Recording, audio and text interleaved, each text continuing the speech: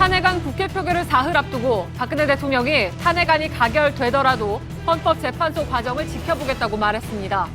야당은 끝까지 버티려는 꼼수라며 탄핵안 가결을 위해 당당히 가겠다는 입장을 밝혔습니다. 새누리당 비박계는 새로운 내용이 없다며 탄핵 찬성 표결에 영향을 주긴 어렵다는 반응을 보였습니다. 새누리당은 의원총회를 열어 자율표결적으로 가닥을 잡았습니다. 오늘 재벌기업 총수들이 국회 국정조사에 나왔지만 미르와 K스포츠재단의 출연금에 대해 대가성이 없었다는 말만 되풀이했습니다. 뇌물 공여 혐의로 처벌받지 않기 위한 의도적인 답변이란 지적입니다. 이재용 삼성전자 부회장은 지난해 삼성물산과 제일모직 합병 당시 국민연금은 물론 청와대와도 사전 교감이 있었다는 그간의 의혹에 대해 입을 열었습니다. 대부분 부인했는데 납득할 만한 해명인지 따져봤습니다. 한국 불교 최대 종단인 조계종이 나서 대통령 퇴진을 강하게 요구했습니다. 한편 박근혜 대통령의 즉각 퇴진과 새누리당 해체, 재벌 수사를 촉구하는 집회가 하루 종일 여의도와 광화문 일대에서 열렸습니다. 박근혜 대통령이 태반과 배곡, 감초주사 등을 맞았다고 청와대 의무실장이 국정조사에서 시인했습니다. 건강관리와 치료 외에 미용 목적으로는 사용하지 않았다고 주장했습니다.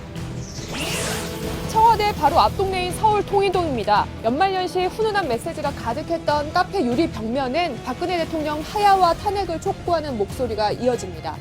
오늘 밀착 카메라에서는 촛불이 바꿔놓은 시민 일상을 취재했습니다. 에너지를 쓰던 자동차가 수소로 에너지를 만드는 시대로 현대자동차. 예, 시청자 여러분, JTBC 뉴스룸을 시작하겠습니다. 탄핵안 국회 표결이 사흘 앞으로 다가온 가운데 박근혜 대통령이 오늘 새누리당 이정현 대표와 정진석 원내대표를 청와대에서 만났습니다. 박 대통령은 이 자리에서 탄핵 절차가 가결되더라도 헌법재판소 과정을 보면서 차분하고 담담하게 갈 각오라고 말했습니다. 사실상 탄핵에 맞서서 정면 승부하겠다는 입장을 여당 지도부를 통해서 밝힌 셈입니다. 야당은 끝까지 버티려는 꼼수라면서 탄핵안 가결을 위해서 당당히 가겠다는 입장을 밝혔고 여당 내부에서도 대통령의 현실 인식을 비판하는 목소리가 잇따랐습니다. 이런 가운데 국회에서는 9개 그룹 총수들이 참석한 가운데 최순실 국정농단 의혹 청문회가 열렸습니다. 이재용 삼성전자 부회장 등 재벌 총수들은 변호인의 자문을 받은 듯 최순실을 몰랐다, 잘못했다, 앞으로 잘하겠다는 회피성 답변만 늘어났다는 지적이 비등하고 있습니다. 오늘 뉴스룸은 이들의 회피성 답변만 전해드리는데 그치지 않겠습니다. 이들의 주장에 어떤 문제가 있는지 제기된 의혹과 밝혀진 사실을 통해서 짚어드리는 순서를 갖겠습니다. 먼저 청와대를 연결하겠습니다. 자, 조민진 기자, 탄핵을 막기 위해서 추가 소명을 하거나 그런 게 아니었고 어쩔 수 없게 됐으니까 탄핵도 수용한다 이런 얘기였던 모양이죠. 박 대통령의 입장은? 네, 그렇습니다. 오늘 대통령은 자신의 기존 입장을 재확인했습니다. 크게 세 가지로 볼 수 있는데요. 야당과 대화하려고 노력했지만 거부됐고 4월 퇴진 당론도 받아들이려고 했지만 역시 무산됐고 이제 탄핵 절차에 따라 가결되더라도 헌재 결정이 날 때까지 지켜보겠다는 겁니다. 박 대통령은 오히려 탄핵 절차를 밟아 가결되더라도 헌법재판소 과정을 보면서 차분하고 담담하게 갈 각오가 돼 있다고 말했습니다. 청와대에선 탄핵안이 가결되면 즉각 하야해야 한다는 목소리에 대해선 초헌법적 논리라고 반발했습니다. 이런 입장은 즉각 퇴진을 요구하는 촛불 민심을 정면으로 거스르는 것이어서 반발이 불가피해 보입니다. 예, 그럼 오늘 지도부와는 왜 회동을 한 걸까요? 그러니까 탄핵안에 대해서 의원들이 알아서 각자 자유투표하라는 취지는 아니었을 텐데 그 의도가 뭐라고 봅니까? 네, 오늘 회동 배경에 대해 청와대 관계자는 탄핵안이 가결돼도 201표로 가결되는 것과 230~240표로 가결되는 것에는 큰 차이가 있다고 말했습니다. 다시 말해 청와대가 탄핵 국면을 인정할 수밖에 없는 상황이긴 하지만 찬성표를 최소화하길 기대하고 있다는 겁니다. 탄핵 가결선인 200표를 한두 표 넘어서서 가결되는 것과 수십 표를 넘어서 가결되는 것은 헌법재판소가 심리 과정에서 느끼는 부담에도 큰 차이를 줄 수 있다는 겁니다. 또한 여전히 탄핵을 막아보고자 하는 의도가 있었던 것으로 보입니다. 예, 결국 탄핵이 가결되더라도 헌재가 기각할 수 있다 이런 희망사항이 있는 모양인데 이 때문에 최대한 정치적 부담을 최소화할 수 있도록 반대표에 동참해달라 이런 메시지가 있다고 볼 수 있다는 얘기죠.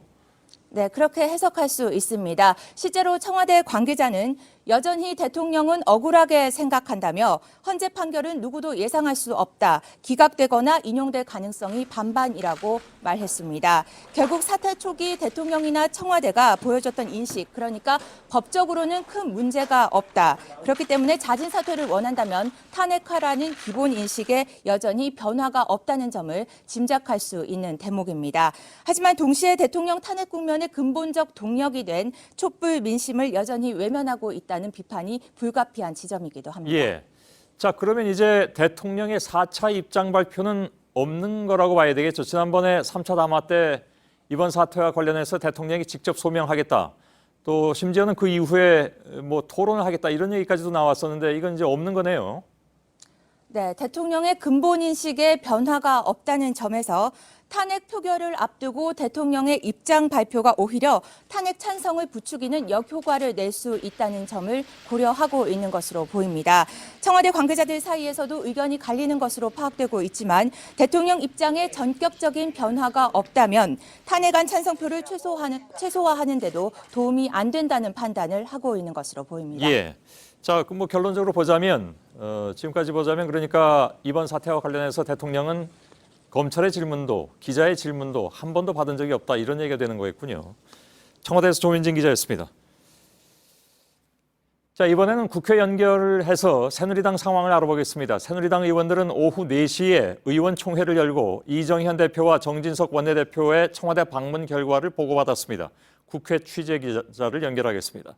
송지혜 기자, 탄핵 절차를 담담하게 받아들이겠다. 이런 박 대통령의 발언에 새누리당의 의원들의 반응은 어떻게 나왔습니까? 네, 오후 4시 시작된 의원총회는 3시간 가까이 진행됐고 1시간 전인 7시쯤 끝났습니다. 정진석 원내대표와 이정현 대표의 보고가 끝난 직후 의원총회는 비공개로 전환됐고 의원들의 논의가 진행됐는데요. 참석자들의 얘기를 들어보면 비박계는 박 대통령의 메시지가 너무 늦었고 내용면에서도 아쉽다는 그런 현실적인 반응이 많았던 것으로 보입니다. 이 파격적인 퇴진 이런 내용 없이 기존에 알던 것 이상도 이하도 아니라는 겁니다. 예, 가결 여부가 제일 관심인데 오늘 박 대통령 입장 발표가 새누리당 의원들의 투표에는 어떤 영향을 미칠 것으로 보입니까? 네, 비박계는 이미 4월 퇴진 의사는 의미가 없다는 입장이었던 반면 대통령이 퇴진할 뜻을 밝힌 이상 탄핵할 사유가 없다는 친박계 의견이 맞서기도 했는데요. 이 기류는 탄핵 표결이 불가피하다는 쪽으로 모아졌다고 합니다. 친박계 좌장격인 서청원 의원과 윤상현, 최경환 의원 등은 오늘 의원총회에 참석하지는 않았는데요. 현재 분위기가 지속된다면 이 조직적인 불참은 없을 것이라고 보는 시각이 우세합니다. 이 정리를 하자면 의총 결과 9일 모든 의원들이 참여해 자율 투표하기로 결정했고 이 사실상 4월 퇴진, 6월 대선이라는 당론은 철회됐다고 볼 수 있습니다. 예, 그 비박계 의원들은 이미 오늘 오전에 박 대통령의 입장 발표와는 상관없이 탄핵 준비를 마쳤다고 했죠. 네, 비상시국회의는 오늘 오전 회동을 하고 가결 처리를 위한 준비를 사실상 완료했다고 밝혔습니다. 이때만 해도 대통령의 입장 발표가 나오기 전이었지만 비상시국회의의 대변인 역할을 맡고 있는 황영철 의원은 이미 여러 논의 끝에 대통령의 4월 조기 퇴임은 국민으로부터 거부당한 카드라고 봤다고 밝혔습니다.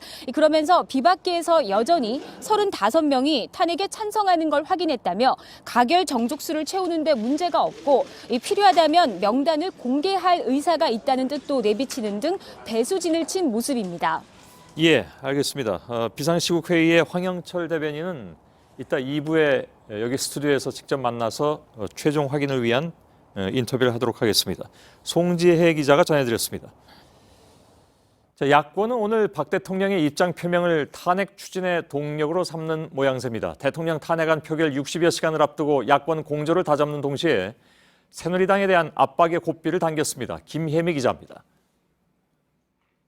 야권은 탄핵돼도 헌법재판소의 과정을 보겠다는 박근혜 대통령을 한 목소리로 비난했습니다. 엄동설한에 촛불을 들고 나왔어도 대통령은 조금도 변하지 않았습니다.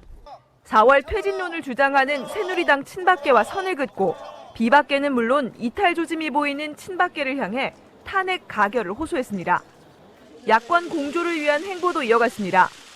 야3당 대표는 오늘 만나 내일 공동으로 탄핵 촉구 결의대회를 열기로 합의했습니다. 탄핵일 이후 수습 방안에 대한 구체적인 논의는 피했습니다. 내부적으로 표 단속에 나서는 동시에 탄핵일까지 균열의 불씨를 허용하지 않겠다는 의지를 내비친 것으로 보입니다. JTBC 김혜미입니다.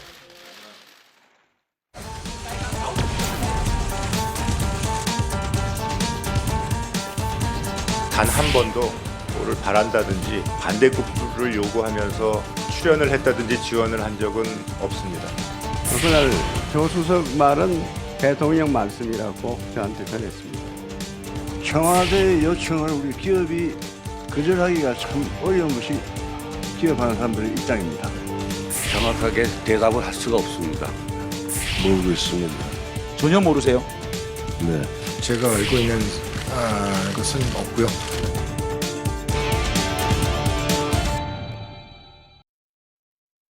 예, 보신 그대로입니다. 여당 정치인들도 다 몰랐다는 비선 실세를 국내 대기업들은 어떻게 알았는지 10억 원이 넘는 말을 사주고 수십억 원씩 지원하려고 한 사실이 이미 검찰 조사를 통해서 드러난 바가 있죠.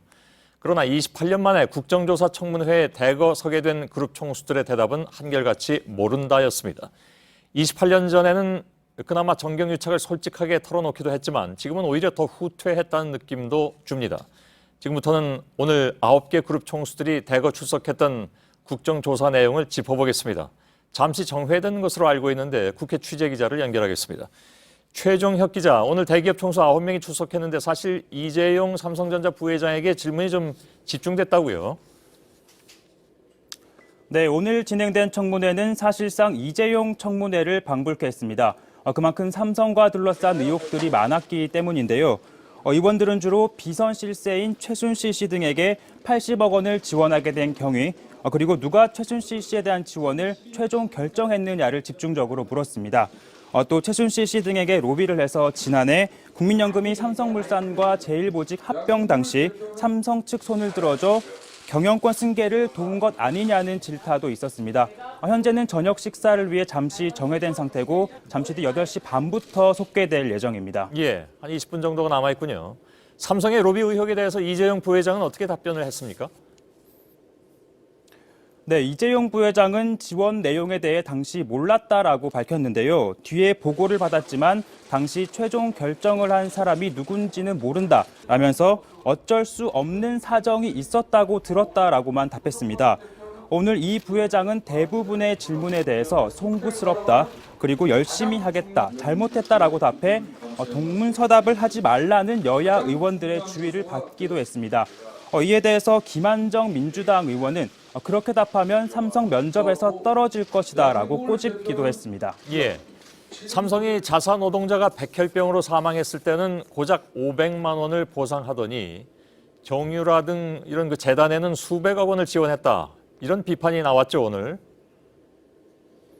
네, 윤수화 정의당 의원이 지적을 한 건데요. 몇 년 전 삼성전자 공장에서 근무를 하다 백혈병으로 사망했던 고 황유미 씨에게 500만 원을 내밀더니 정유라 씨에게는 300억 원을 내민 게 삼성이다라고 말을 한 겁니다.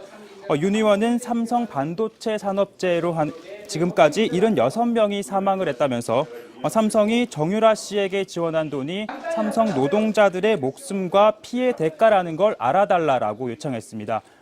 이에 대해서 이 부회장은 당시 황 씨 측에게 500만 원이 건네진 사실에 대해서는 잘 모른다라고 답했습니다.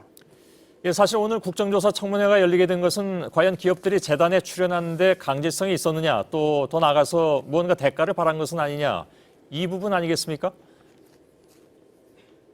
네, 하지만 대기업 총수들은 일제히 재단 출연금이나 최순실 씨 일가에 지원한 지원금의 대가성은 부인했습니다. 이재용 삼성전자 부회장과 최태원 SK 회장, 그리고 신동빈 롯데그룹 회장 모두 어떤 대가를 바라고 지원한 것은 없다라고 입을 모았습니다. 특히 이 세 명은 대통령의 탄핵 소추안에 경영권 승계나 사면 등 현안 해결을 위해 뇌물을 준 것이다라고 명시돼 있기도 한데요.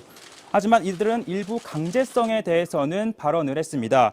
허창수 GS그룹 회장이나 손경식 CJ그룹 회장은 정부 요청을 거부하기가 힘들었다. 그리고 다른 곳에서 낸이 따라했다며 간접적으로 강제성을 시인하기도 했습니다. 예, 구체적으로 기업 활동에 청와대 압박이 있었다는 증언도 나왔다면서요. 네, 정몽구 현대차 회장은 변호인을 통해서 박근혜 대통령과 동석한 자리에서 안종범 수석이 그 최순실 씨와 관련이 있는 KD 코퍼레이션을 소개했다라고 밝힌 건데요. 그리고 손경식 CJ그룹 회장도 조원동 전 경제수석이 그 대통령의 뜻이라며 이미경 부회장의 퇴진을 압박하기도 했다라고 말했습니다. 그리고 조양호 한진그룹 회장도 청와대로부터 고영태 씨의 친척에 대한 인사청탁이 있었다라고 밝혔습니다. 예, 최종혁 기자가 국회에서 알려드렸습니다. 오늘 국정조사에 출석한 대기업 총수들이 여러 번씩 강조한 말은 한마디로 대가성이 없었다, 특혜는 없었답니다. 강도 높은 수사가 예고된 뇌물 혐의를 피하기 위한 것으로 보이는데요. 오늘 뉴스룸은 이들의 주장을 단순히 전해드리는 것을 넘어서 과연 이들의 주장에 타당성이 있는가를 짚어보겠습니다. 국정조사 청문회라는 것이 개인당 시간도 짧고 또 그런 상태에서 주장만 하고 가는 것에 지나지 않기 때문에 언론에서 이것을 팩트체크하는 것이 중요하다고 보기 때문입니다. 이것은 이재용 삼성 부회장 등 오늘 주요 증인들의 모든 발언에 해당합니다. 먼저 박병현 기자의 보도를 보시고 그렇다면 재벌들이 수십억씩 아무런 대가도 바라지 않고 낸 것이 맞는지 짚어보겠습니다. 이재용 삼성전자 부회장은 미르와 K스포츠재단의 대가를 바라고 돈을 낸 게 아니라고 밝혔습니다. 저희는 단 한 번도 무슨 반대급부를 요구하면서 출연을 했다든지 지원을 한 적은 없습니다. 이건도 마찬가지입니다. 다른 기업 총수들도 마찬가지였습니다. 대가성이라는 생각을 갖고 출연한 바는 전혀 없고 무슨 대가를 기대해서 우리가 출연했던 사실은 없습니다. 청와대에 요청이 오면 이를 거절하기 어렵다는 말도 나왔습니다. 청와대 요청을 우리 기업이 거절하기가 참 어려운 것이 기업하는 사람들의 입장입니다. 본인과 무관하다는 주장도 이어졌습니다. 우리 그룹에 돌아가신 이인원 부회장님 비롯한 해당 부서에서 결정했습니다. 당시 그 결정은 저희 그룹 내에서는 사회공헌위원회가 하게 돼 있고 저는 거기에 전혀 소속돼 있지 않기 때문에 재단 기금과 별도로 요구받은 돈을 거절한 과정에 대해선 상세하게 답했습니다. 당시 왔던 계획이나 얘기가 상당히 부실했고 또 그 돈을 전해달라는 방법도 좀 부적절했다라고 들어서 알겠습니다. 대기업 총수들이 대가성을 인정할 경우 뇌물 공여 혐의로 처벌될 수 있기 때문에 법적 책임을 피하기 위한 의도적인 발언이라는 지적이 높습니다. JTBC 박병현입니다. 예, 말씀드린 것처럼 대기업 총수들이 한 얘기를 지금부터 좀 따져보도록 하겠습니다. 취재기자 심수미 기자가 나와 있습니다. 오늘 그 대기업 오너들이 한결같이 한 말이 대가 없이 냈다는 거잖아요. 이건 뭐 물론 이제 향후 닥칠 특검의 수사라든가 이런 것을 대비하기 위한 것으로 보이는데 그러면 왜 냈다는 겁니까? 쉽게 말해서 청와대가 내라고 해서 어쩔 수 없이 냈다 이런 부분입니다. 예. 그러면서도 또 좋은 취지로 공익재단에 돈을 냈다고도 했습니다. 사실 앞뒤가 안 맞는 이야기인데요. 예. 사실 이 부분은 또 대통령이 일관되게 주장하는 부분이기도 합니다. 이른바 순수한 뜻이죠. 그렇습니다. 예. 하지만 어제 제가 말씀드렸지만 그 당면 현안이 당시에는 이 대기업 전체로 또 개별 기업별로 있었습니다. 예. 이 세제 개편이라든지 환율 안정처럼 각 사의 이익에 직결되는 대정부 민원이 분명히 있었고 이것이 청와대에 제출이 된 상태였고요. 예. 이를 서로 아는 사이였기 때문에 굳이 돈을 준 쪽이나 또 받는 쪽이 대가를 얘기했느냐 안 했느냐가 별로 중요하지 않다는 지적이 나옵니다. 예. 특히 이제 대통령과 대기업 오너가 만나서 뭐 뭘 해줄 테니까 얼마를 내라 이렇게 구체적으로 얘기하지는 않아도 되는 거잖아요. 그럴 가능성은 사실 거의 없다고 볼 수가 예. 있겠습니다. 큰 틀만 서로 합의가 되면 실무선에서 알아서 할 일이기 때문인데요. 예. 특검이 주목하고 있는 부분도 바로 이 지점이어서 향후 수사에서 대기업 그리고 기재부나 국세청, 관세청 또 법무부와 같은 이 기업 현안과 직결된 정부 부처 실무자들이 집중적으로 조사 대상이 될 것으로 보입니다. 예. 근데 돈을 준 쪽이나 받은 쪽이 계속해서 뭐 공익성이라든가 아니면 뭐 국가를 위한 일이었다 이렇게 계속 주장을 하면 그건 어떻게 입증이 될까요? 법적으로 볼 때 대통령이 아무리 공익을 위한 일이었다고 하더라도 개별 기업에 모금을 요청하는 행위 자체가 문제가 될 수 있습니다. 예. 기업에서도 수억에서 또 수십억 되는 돈을 법적, 경영적 검토 없이 낼 리는 없기 때문에 공익 목적이다라고 하는 건 그야말로 법적인 문제를 피하기 위한 그저 주장일 따름이라는 시각이 많습니다. 예. 그럼 반대로 공익도 아니고 특혜를 바라는 것도 아니지만 다른 불이익을 받을 것이 두려워서 돈을 낼 수도 있다. 이렇게 얘기할 수도 있는 거죠? 어떻게 보면 동전의 양면과도 같을 예, 예. 텐데요. 삼성의 경우 국민연금과의 관계가 계속 문제가 되는데 그 얘기는 조금 이따 저희들이 좀 더 따져볼 거고요. 예, 만약 예. 돈을 내지 않으면 이 국민연금이 반대 조치를 했을 가능성도 삼성은 우려했을 수 있는 거고요. 또 SK나 CJ의 경우 사면을 안 해줄 것을 또 우려해서 돈을 낼 수도 있는 겁니다. 예. 이 경우 특혜를 받은 건 아니지만 역시 보험성이라는 성격 때문에 과거 뇌물죄로 인정받은 사례가 있습니다. 아, 그런가요? 예. 과거 판례가 굉장히 중요하기 때문에 거기에 준해서 생각하면 되지 않을까라는 생각도 들고 심수미 기자였습니다. 오늘 열린 국정조사는 대기업 총수 청문회라는 말이 무색할 정도로 유독 한 사람에게 물론 집중이 됐습니다. 바로 이재용 삼성전자 부회장입니다. 자리도 맨 가운데 자리 잡고 있었는데 최순실 국정조사 청문회가 아닌 사실상 이재용 청문회가 됐다는 말이 나올 정도였습니다. 그만큼 삼성에 쏠린 각종 의혹에 대한 국민적 갈증이 크다는 반증이죠. 그러나 최순실 씨 딸 정유라 특혜 지원 의혹에 대해서는 사전에 보고받지 못했다고 부인했고 삼성물산과 제일모직 합병을 둘러싼 청와대 특혜 의혹 역시 명쾌한 답을 내놓지 않으면서 의혹만 키웠습니다. 박영우 기자입니다. 청문회 시작부터 국정조사 특별위원회 의원들은 이재용 부회장을 강하게 몰아붙였습니다. 오전 청문회가 진행되는 150분 가운데 134분이 이재용 부회장을 향한 질문이었습니다. 이재용 부회장님. 이재용 증인께 묻겠습니다. 하지만 긴 질의 시간 대비 각종 의혹에 대해선 명쾌한 답변을 내놓지 않았습니다. 검찰과 특검 조사 과정에서 자신의 잘못이 드러난다면 책임지겠다는 말도 했습니다.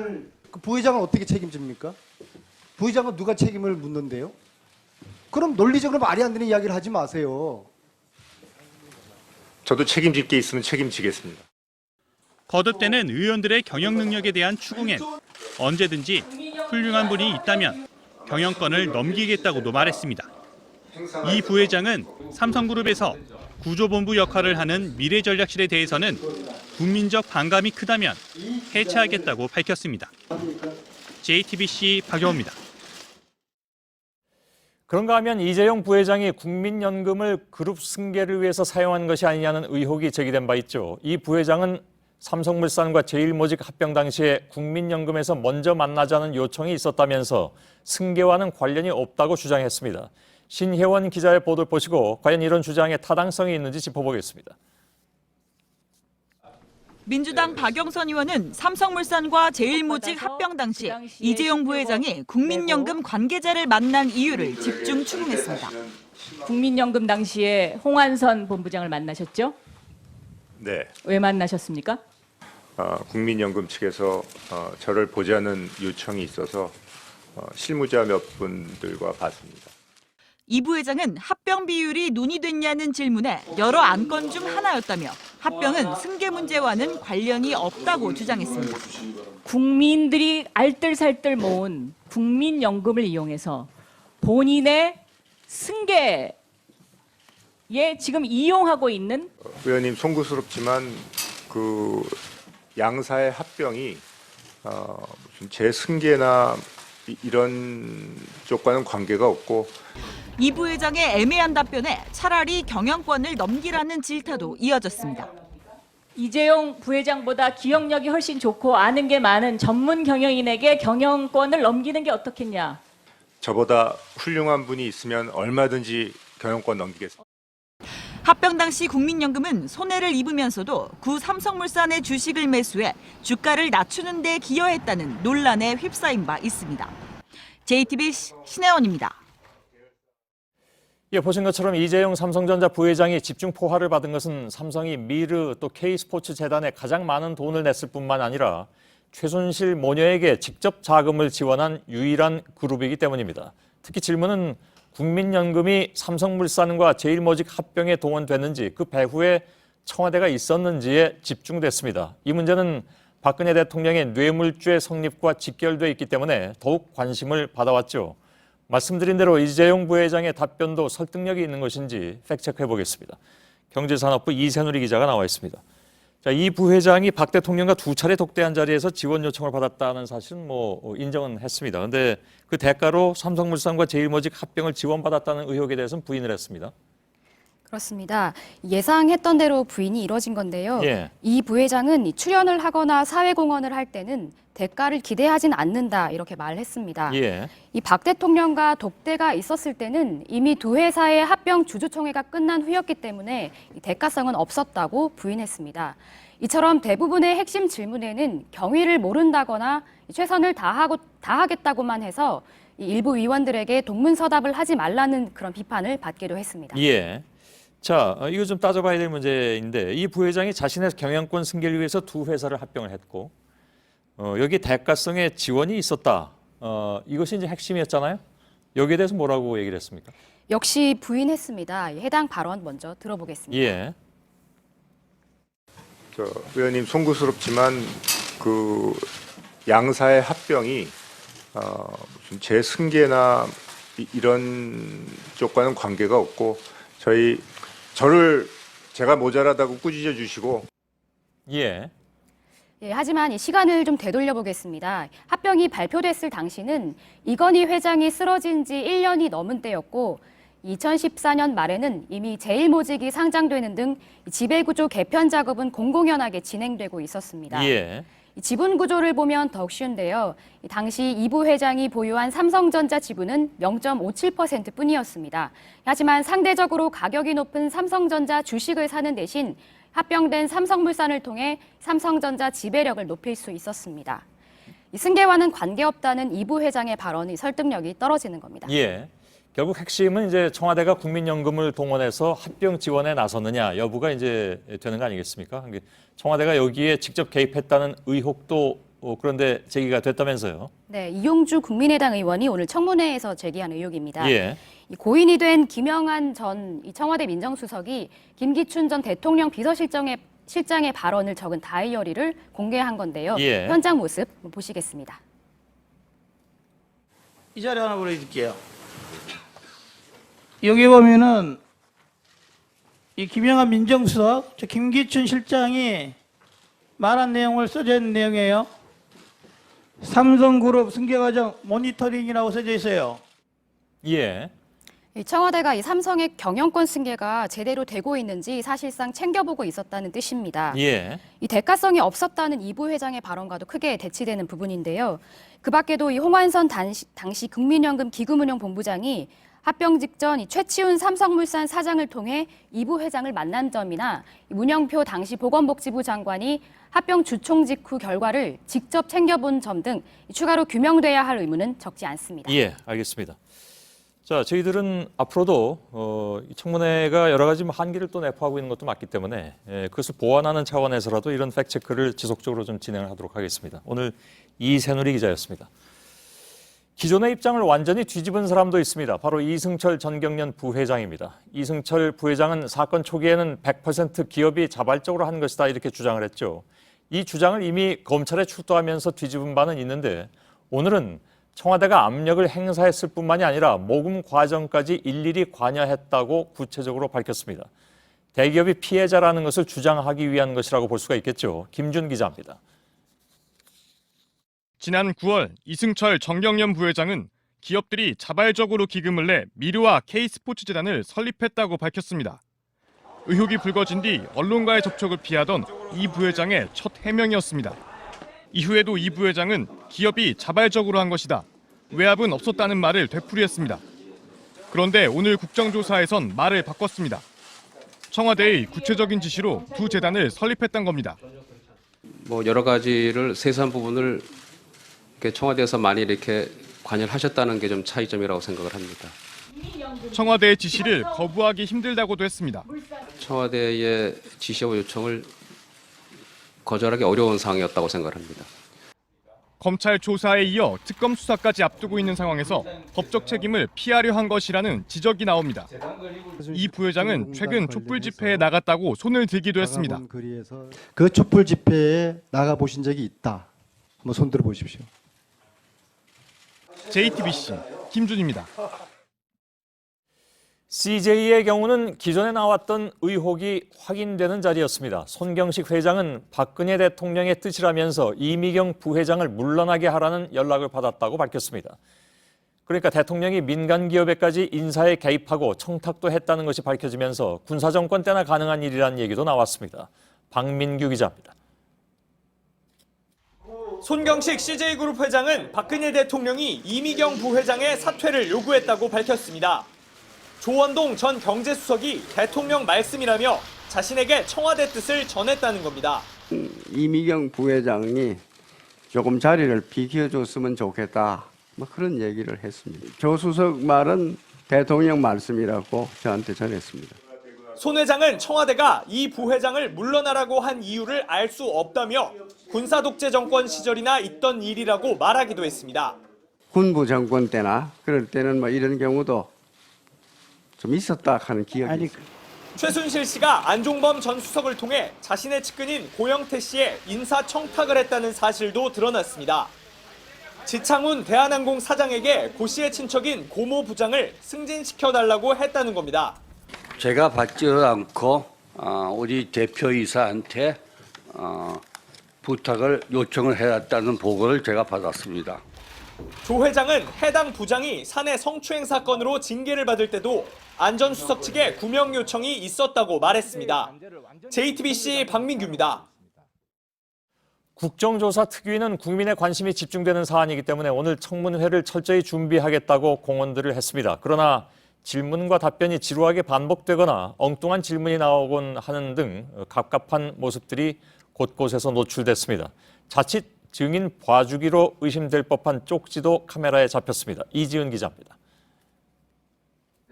청문회에선 새누리당 이완영 의원의 쪽지가 카메라에 찍혀 논란이 불거졌습니다.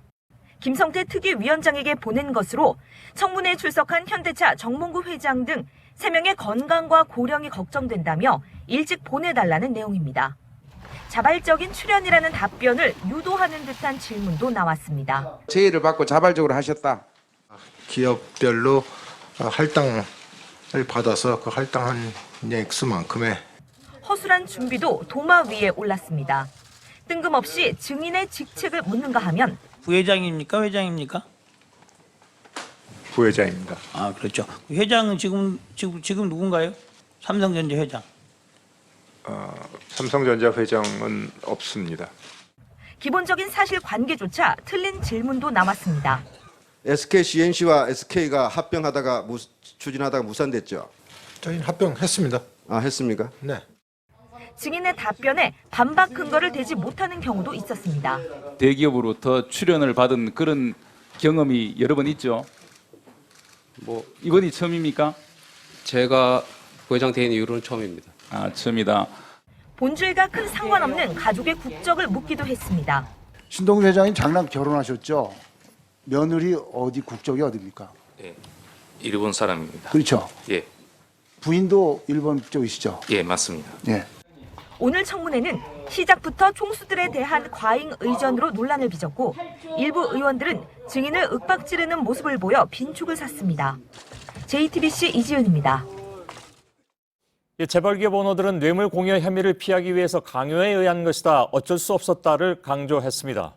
대통령의 뇌물죄를 집중 수사할 계획인 박영수 특검팀도 오늘 청문회 내용에 주목했을 텐데 자, 향후 수사에서 과연 뇌물죄를 피할 수 있을 것인지 적어도 지금까지 상식적인 차원에서 보자면 피하기는 좀 어려워 보입니다. 조택수 법조팀장이 나와 있는데 그 문제를 좀 풀어보겠습니다.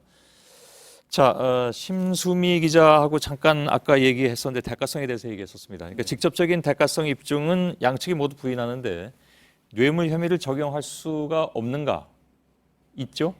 네, 그렇습니다. 물론 이제 부정한 청탁이 있었고 그 대가로 돈을 준 게 입증이 된다면 당연히 뇌물 혐의가 적용이 될 수 있는데 그렇지 않더라도 포괄적 뇌물로 볼 수 있다는 판례가 있습니다. 1997년에 있었던 전두환 노태우 뇌물 수뢰 사건을 보면 이 대통령은 정부의 중요 정책을 수립 추진하고 모든 행정 업무를 총괄한다.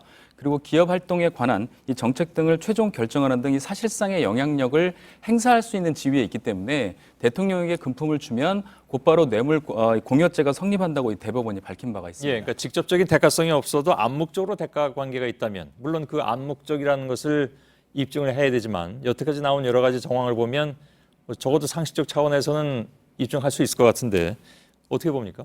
네, 이 대통령에게 준 이 뇌물의 이 대가 관계가 반드시 구체적으로 입증될 필요는 없다는 게 바로 이 설명드린 포괄적 뇌물 혐의입니다. 예. 이 대통령의 직무 범위가 광범위하기 때문에 반드시 가까운 시일 안에 어떤 이익을 기대하고 금품을 준 게 아니더라도 앞으로 이 발생 가능한 이익을 위해서 금품을 줬다면 뇌물 혐의가 적용이 가능하다는 겁니다. 예, 쉽게 말하면 내 업무에 영향력을 행사할 수 있는 그런 사람에게 평소에 잘 보이기 위해서 뭔가를 줬어도 그건 뇌물죄다 이런 얘기인가요? 그렇습니다. 예를 들면 이 건설업체 대표가 인허가 권한을 갖고 있는 공무원에게 평소에 뭐 금품을 준다거나 아니면 여러 가지 접대를 했다. 그렇다면 이 포괄적 뇌물로 볼 수 있다는 겁니다. 예. 이 당장은 아니더라도 앞으로 있을 인허가와 관련된 이 편의를 서로 암묵적으로 공유하고 있다 이렇게 볼 수 있기 때문입니다. 그렇다면 대통령의 직무 범위가 중요할 것 같습니다. 그렇습니다. 지금 예로 말씀드린 사례는 이 굉장히 딱 들어맞는 이 직무 관련성이 있는 건데 이 광범위한 대통령의 직무 관계를 고려한다면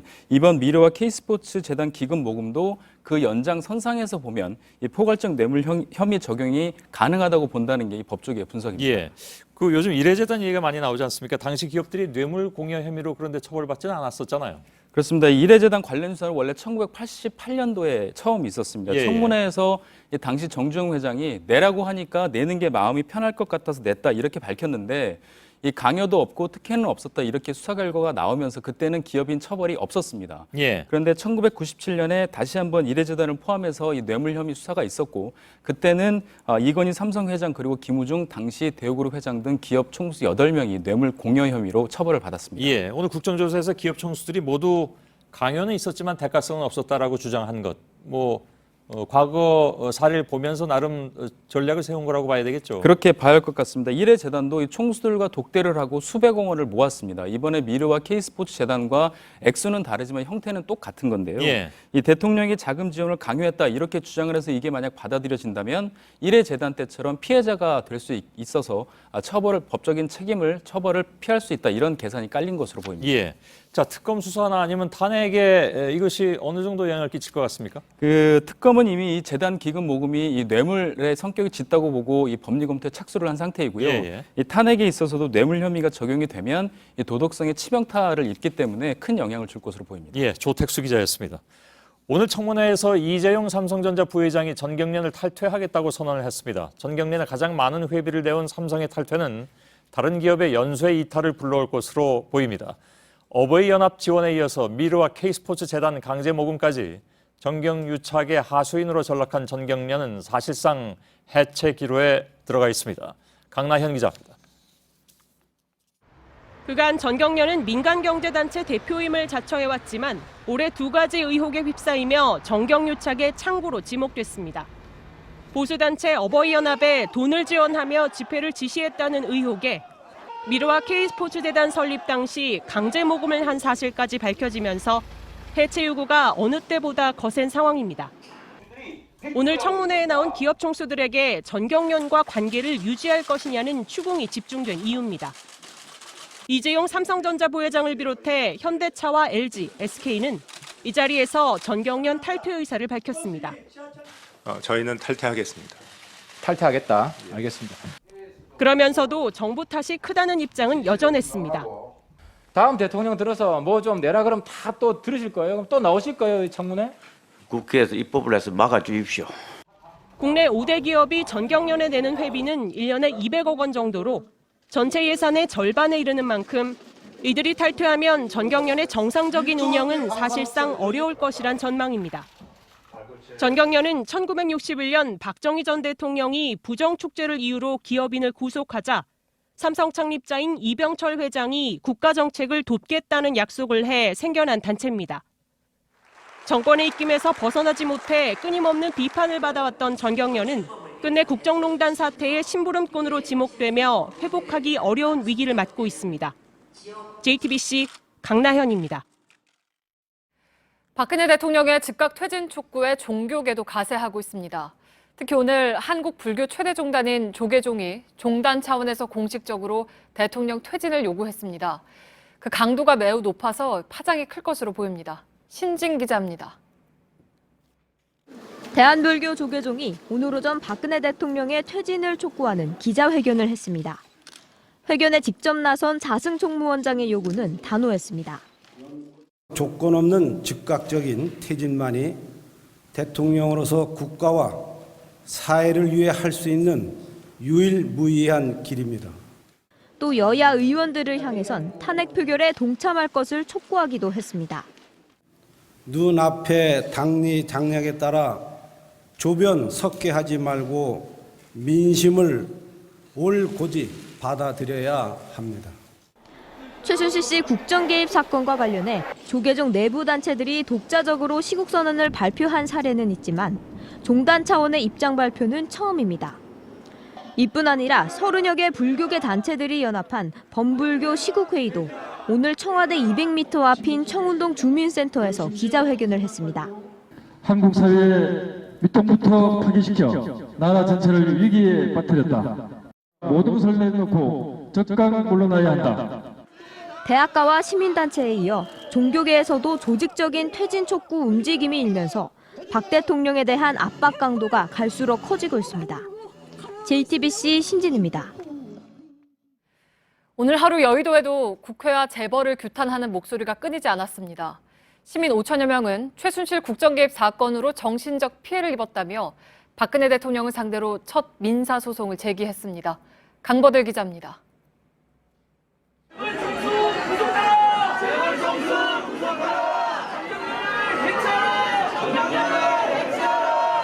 국회에 모인 시민단체 회원들이 목소리를 높입니다. 기업들이 정권에 뇌물을 주고 특혜를 받았다며 제대로 수사하라는 겁니다.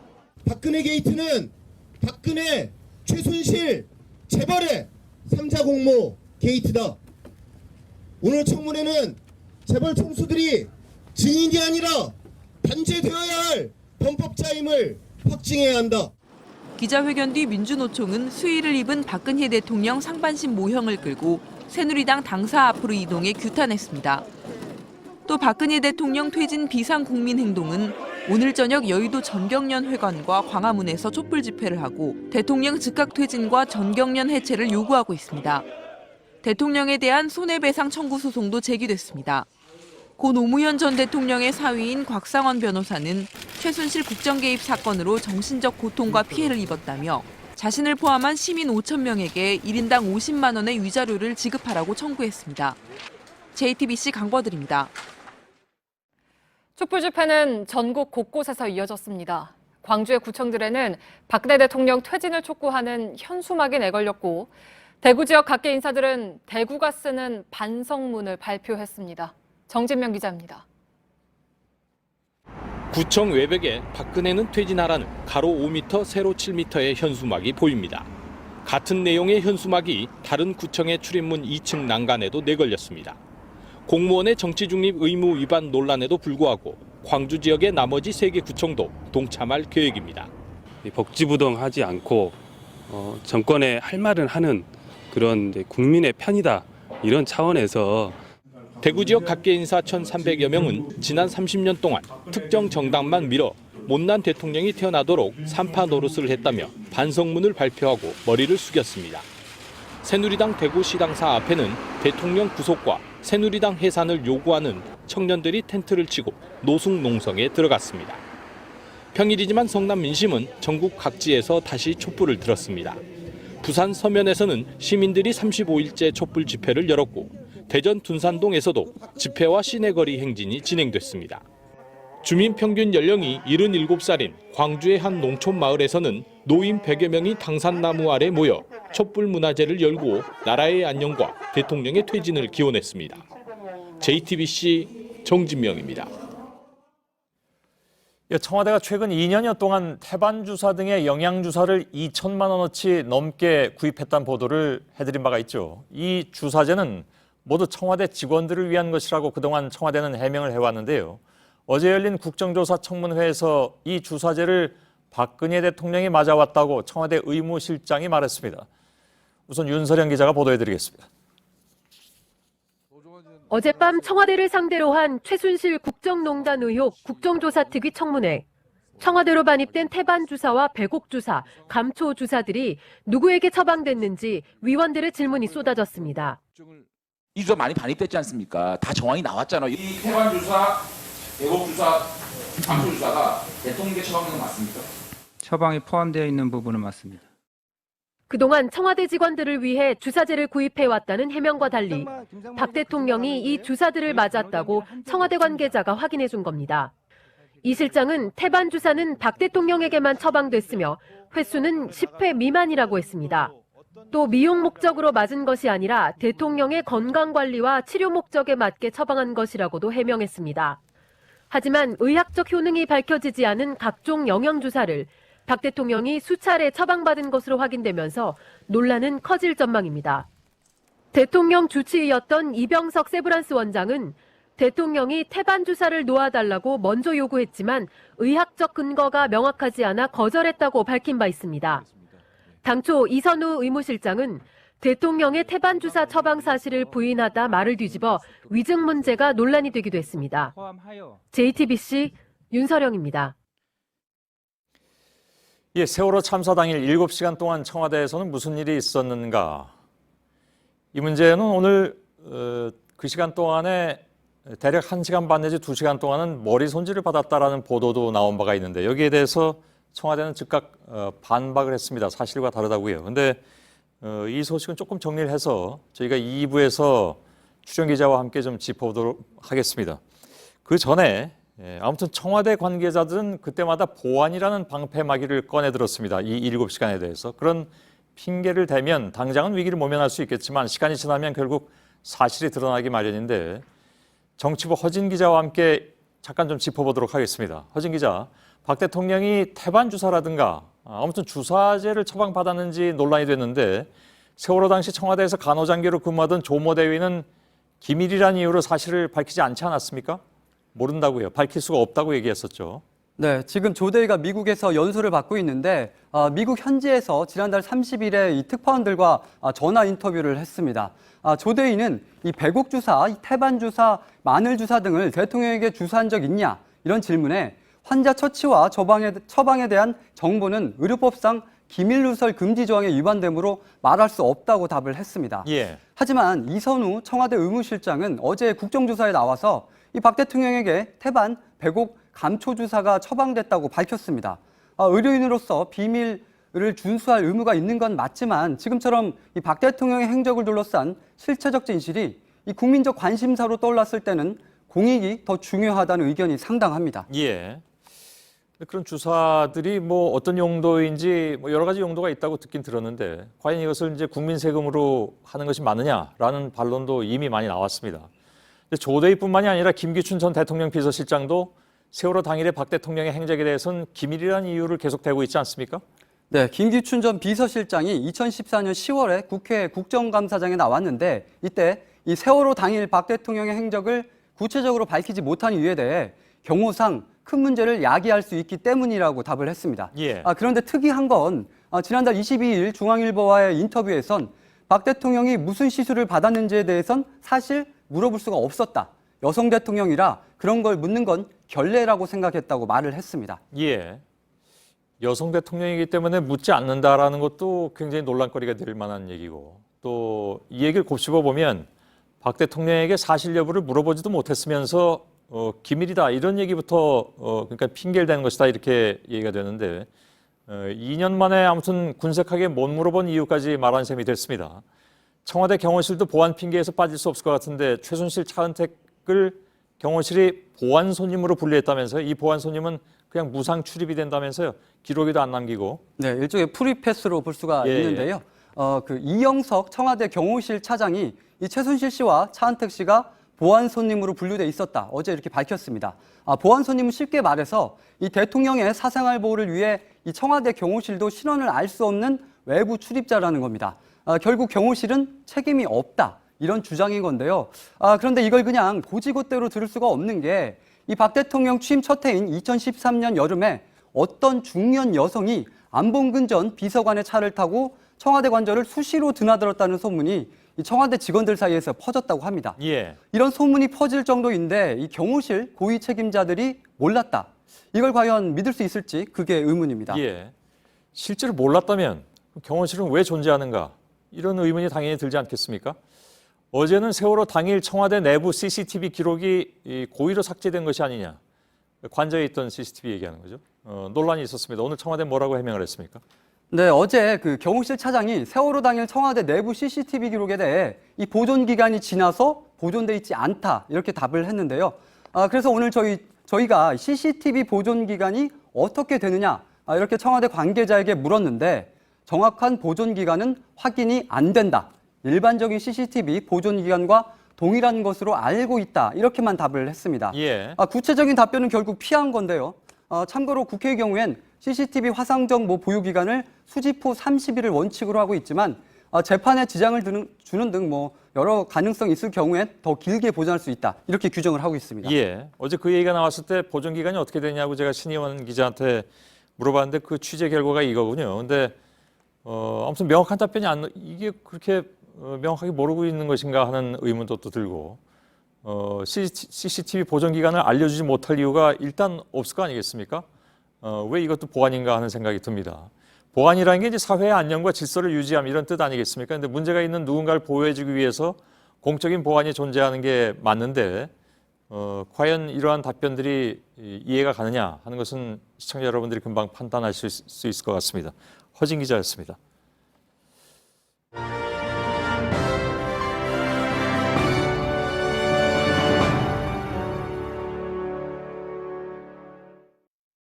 네, 얼마 전 뉴욕행 아시아나 항공기가 부기장들의 난투극으로 이륙이 40분가량 지연됐는데요.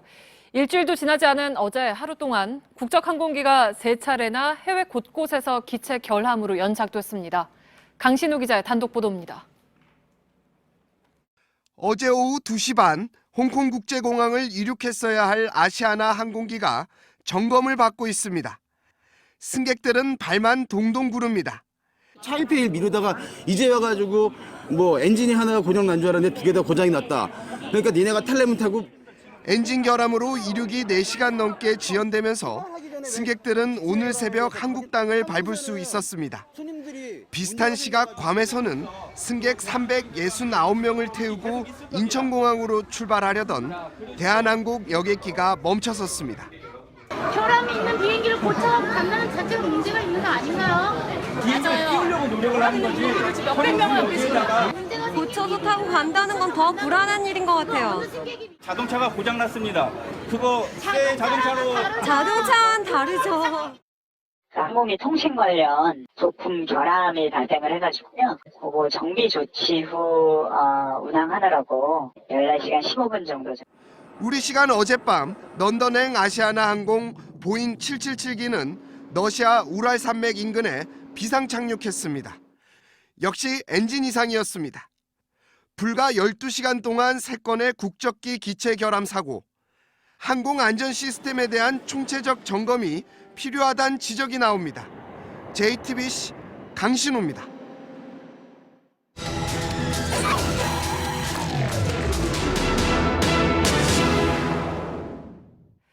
대통령의 퇴진을 촉구하며 광화문에서 촛불 집회가 열린 지 39일째입니다. 매주 새로운 역사를 쓰고 있는 촛불 집회는 우리 일상에 스며들어서 삶의 모습들을 조금씩 바꿔나가고 있습니다. 변화하는 일상의 풍경들 밀착 카메라가 담아왔습니다. 박소연 기자입니다. 서울 청운동입니다. 청와대와 가까워 집회나 시위는 꿈도 꿀 수 없었던 곳. 그런데 지난달 26일 촛불 집회 때부터 이곳이 뚫리기 시작했습니다. 청운 효자동 주민센터를 지나 안쪽으로 들어오면 보이는 건물이 바로 이 회색 건물입니다. 간판은 없지만 이곳은 서울 효자 치안센터입니다. 이곳에서 청와대 담벼락까지 불과 100m가량 떨어져 있습니다. 바로 청와대 턱 밑인 건데요. 제6차 촛불 집회 때 이곳까지 행진이 허용됐습니다. 보시는 것처럼 이렇게 스티커가 붙어 있는 등 집회 흔적이 고스란히 남아 있습니다. 그래도 평일에는 전과 똑같이 청와대 분수대 앞까지 많은 외국인 관광객들이 찾아옵니다. 하지만 자세히 보면 여기도 달라진 게 있습니다. 관광객이 도심 투어버스를 타고 내리는 청와대 사랑채 버스 정류장입니다. 이쪽을 보면 도심 집회 행진으로 버스 정류장을 임시 폐쇄한다고 안내하고 있습니다. 그런데 언제까지 폐쇄해야 할지 기약이 없다 보니 이렇게 12월 중 매주 토요일이라고만 적어놨습니다. 청와대 동네란 자부심이 있던 시절도 있었지만 이곳 민심도 식은 지 오래입니다.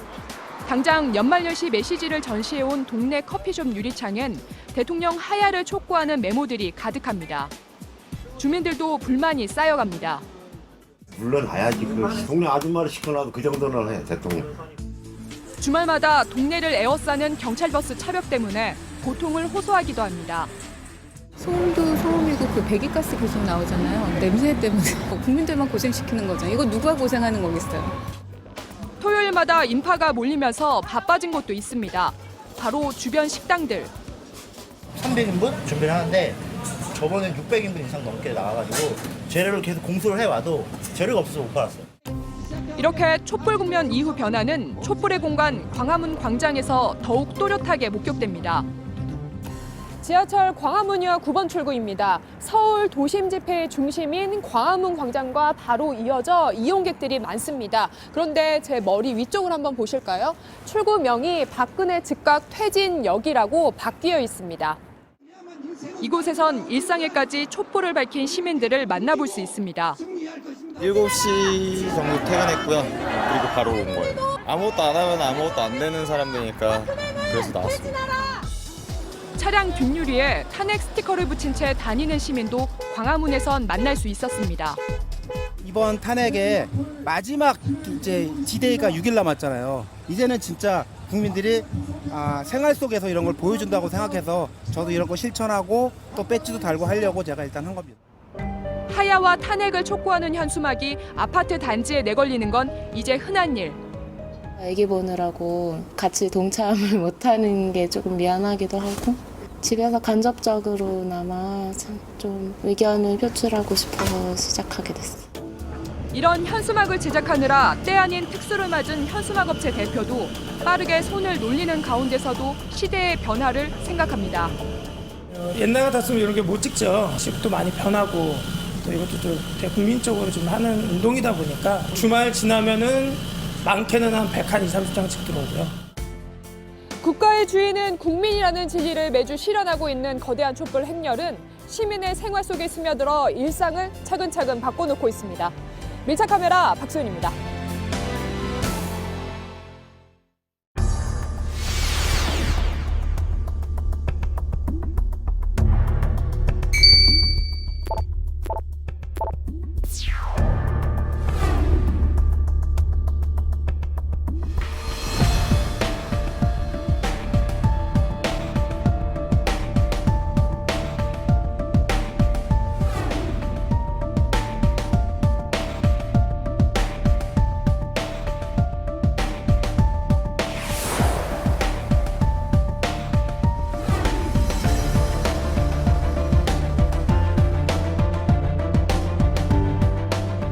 여기 계신 증인들 중에서 그 촛불 집회에 나가 보신 적이 있다. 한번 손 들어 보십시오.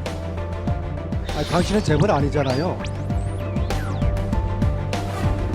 자, 아무도 안 계십니까?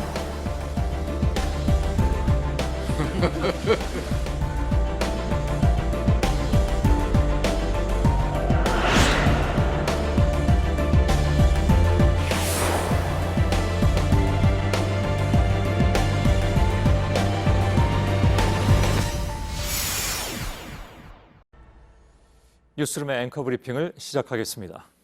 시내버스 요금은 얼마인가? 청문회 출석을 앞둔 기업 총수들은 지난 며칠 내내 이른바 열공 모드에 돌입했다고 전해집니다.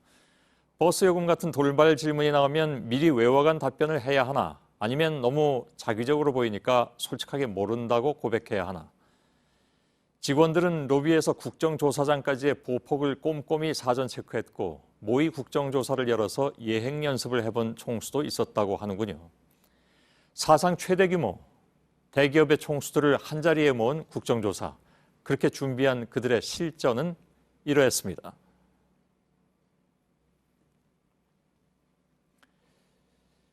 답변은 이렇게 하나 같았습니다. 총론 긍정, 강론 부정. 잘못했다고 입을 모았지만 무엇이 잘못되었는지는 아무도 입에 올리지 않았습니다.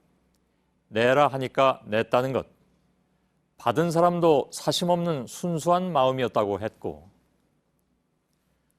내는 사람도 대가를 원치 않는 순수한 마음이었다고 하는, 그래서 순수라는 단어의 뜻을 다시 한번 뒤져보게 만드는 오염된 그 순수의 시대. 사람들은 지금으로부터 28년 전 50비리 청문회를 떠올릴 수밖에 없었습니다. 내라고 하니 내는 게 마음 편할 것 같아서 전두환 정권의 뒷돈을 모을 요량으로 설립된 이래재단에 선뜻 돈을 내놓았던 기업들 역시 강제성은 있었지만 대가성은 없었다고 주장했고, 국회가 입증하지 못한 그 두터운 정경유착의 고리는 28년이 지난 오늘도 도돌이표로 돌아와서 데자뷰가 됩니다. 정경유착 끊겠느냐 하는데도 즉답을 못하는 이 나라 최고의 재벌 총수. 하기야 그것이 어디 재벌 혼자 결심한다고 해서 될 일은 아니긴 하지만 그 머뭇거림 속에 어찌 보면 모든 답이 있는지도 모르죠. 유착 없이 팽창은 없었기에. 정치 권력은 국민들의 투표로 바꾼다지만 경제 권력은 바뀌지 않는 권력. 영어 사전에도 올라있는 재벌. 바뀌지 않는 권력이 부패하면 우리에겐 어떤 희망이 있는가? 그래서 우리는 자문합니다. 역사는 되풀이되는가? 아니면 발전하는가? 답은 하나. 잊어버리면 되풀이되고 실천하면 발전하는 것. 오늘 우리가 그들에게 실천하길 바란다면 그것이야말로 너무 순수한 것인지요. 오늘의 앵커 브리핑이었습니다.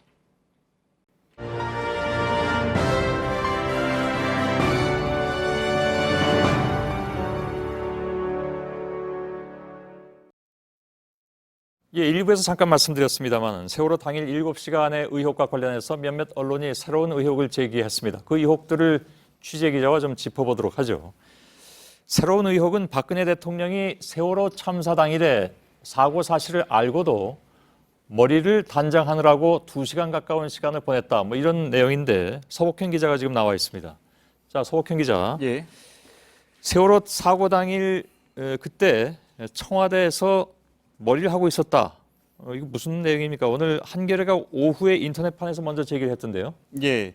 일단 한겨레가 제기한 의혹을 좀 정리를 먼저 해드리겠습니다. 예. 이 박근혜 대통령의 이 머리를 손질하는 전담 미용사가 서울 강남에 미용실 원장이 있는데 예. 이 원장이 오후에 들어갔다. 그 시간은 12시쯤 청와대로부터 연락을 받고 들어가서 도착을 한 다음에 이 90분가량 대통령의 머리를 손질했다. 대통령의 머리는 이제 화면에서 보시면 아시겠지만 올림머리 형태거든요. 머리를 다 올리고. 그런데 그 머리를 하는 데는 핀도 많이 꽂아야 하기 때문에 90분가량이 걸린다.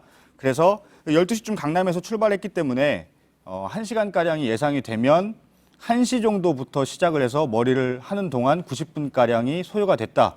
이런 보도를 한 겁니다. 다만 한겨레에서도 이 정모 씨, 해당 미용실 원장의 입장은 직접적으로 듣지는 못했고요. 예. 현재 그 정모 씨는 한겨레에는 할 말이 없다. 이렇게 얘기를 한 것으로 보도가 돼 있습니다. 그리고 이어서 SBS에서 보도를 했는데요. 이 부분에서는 그 정 씨의 입장이 담겨 있습니다. 여기에는 담당 미용사가요. 예. 어떤 내용이냐면요.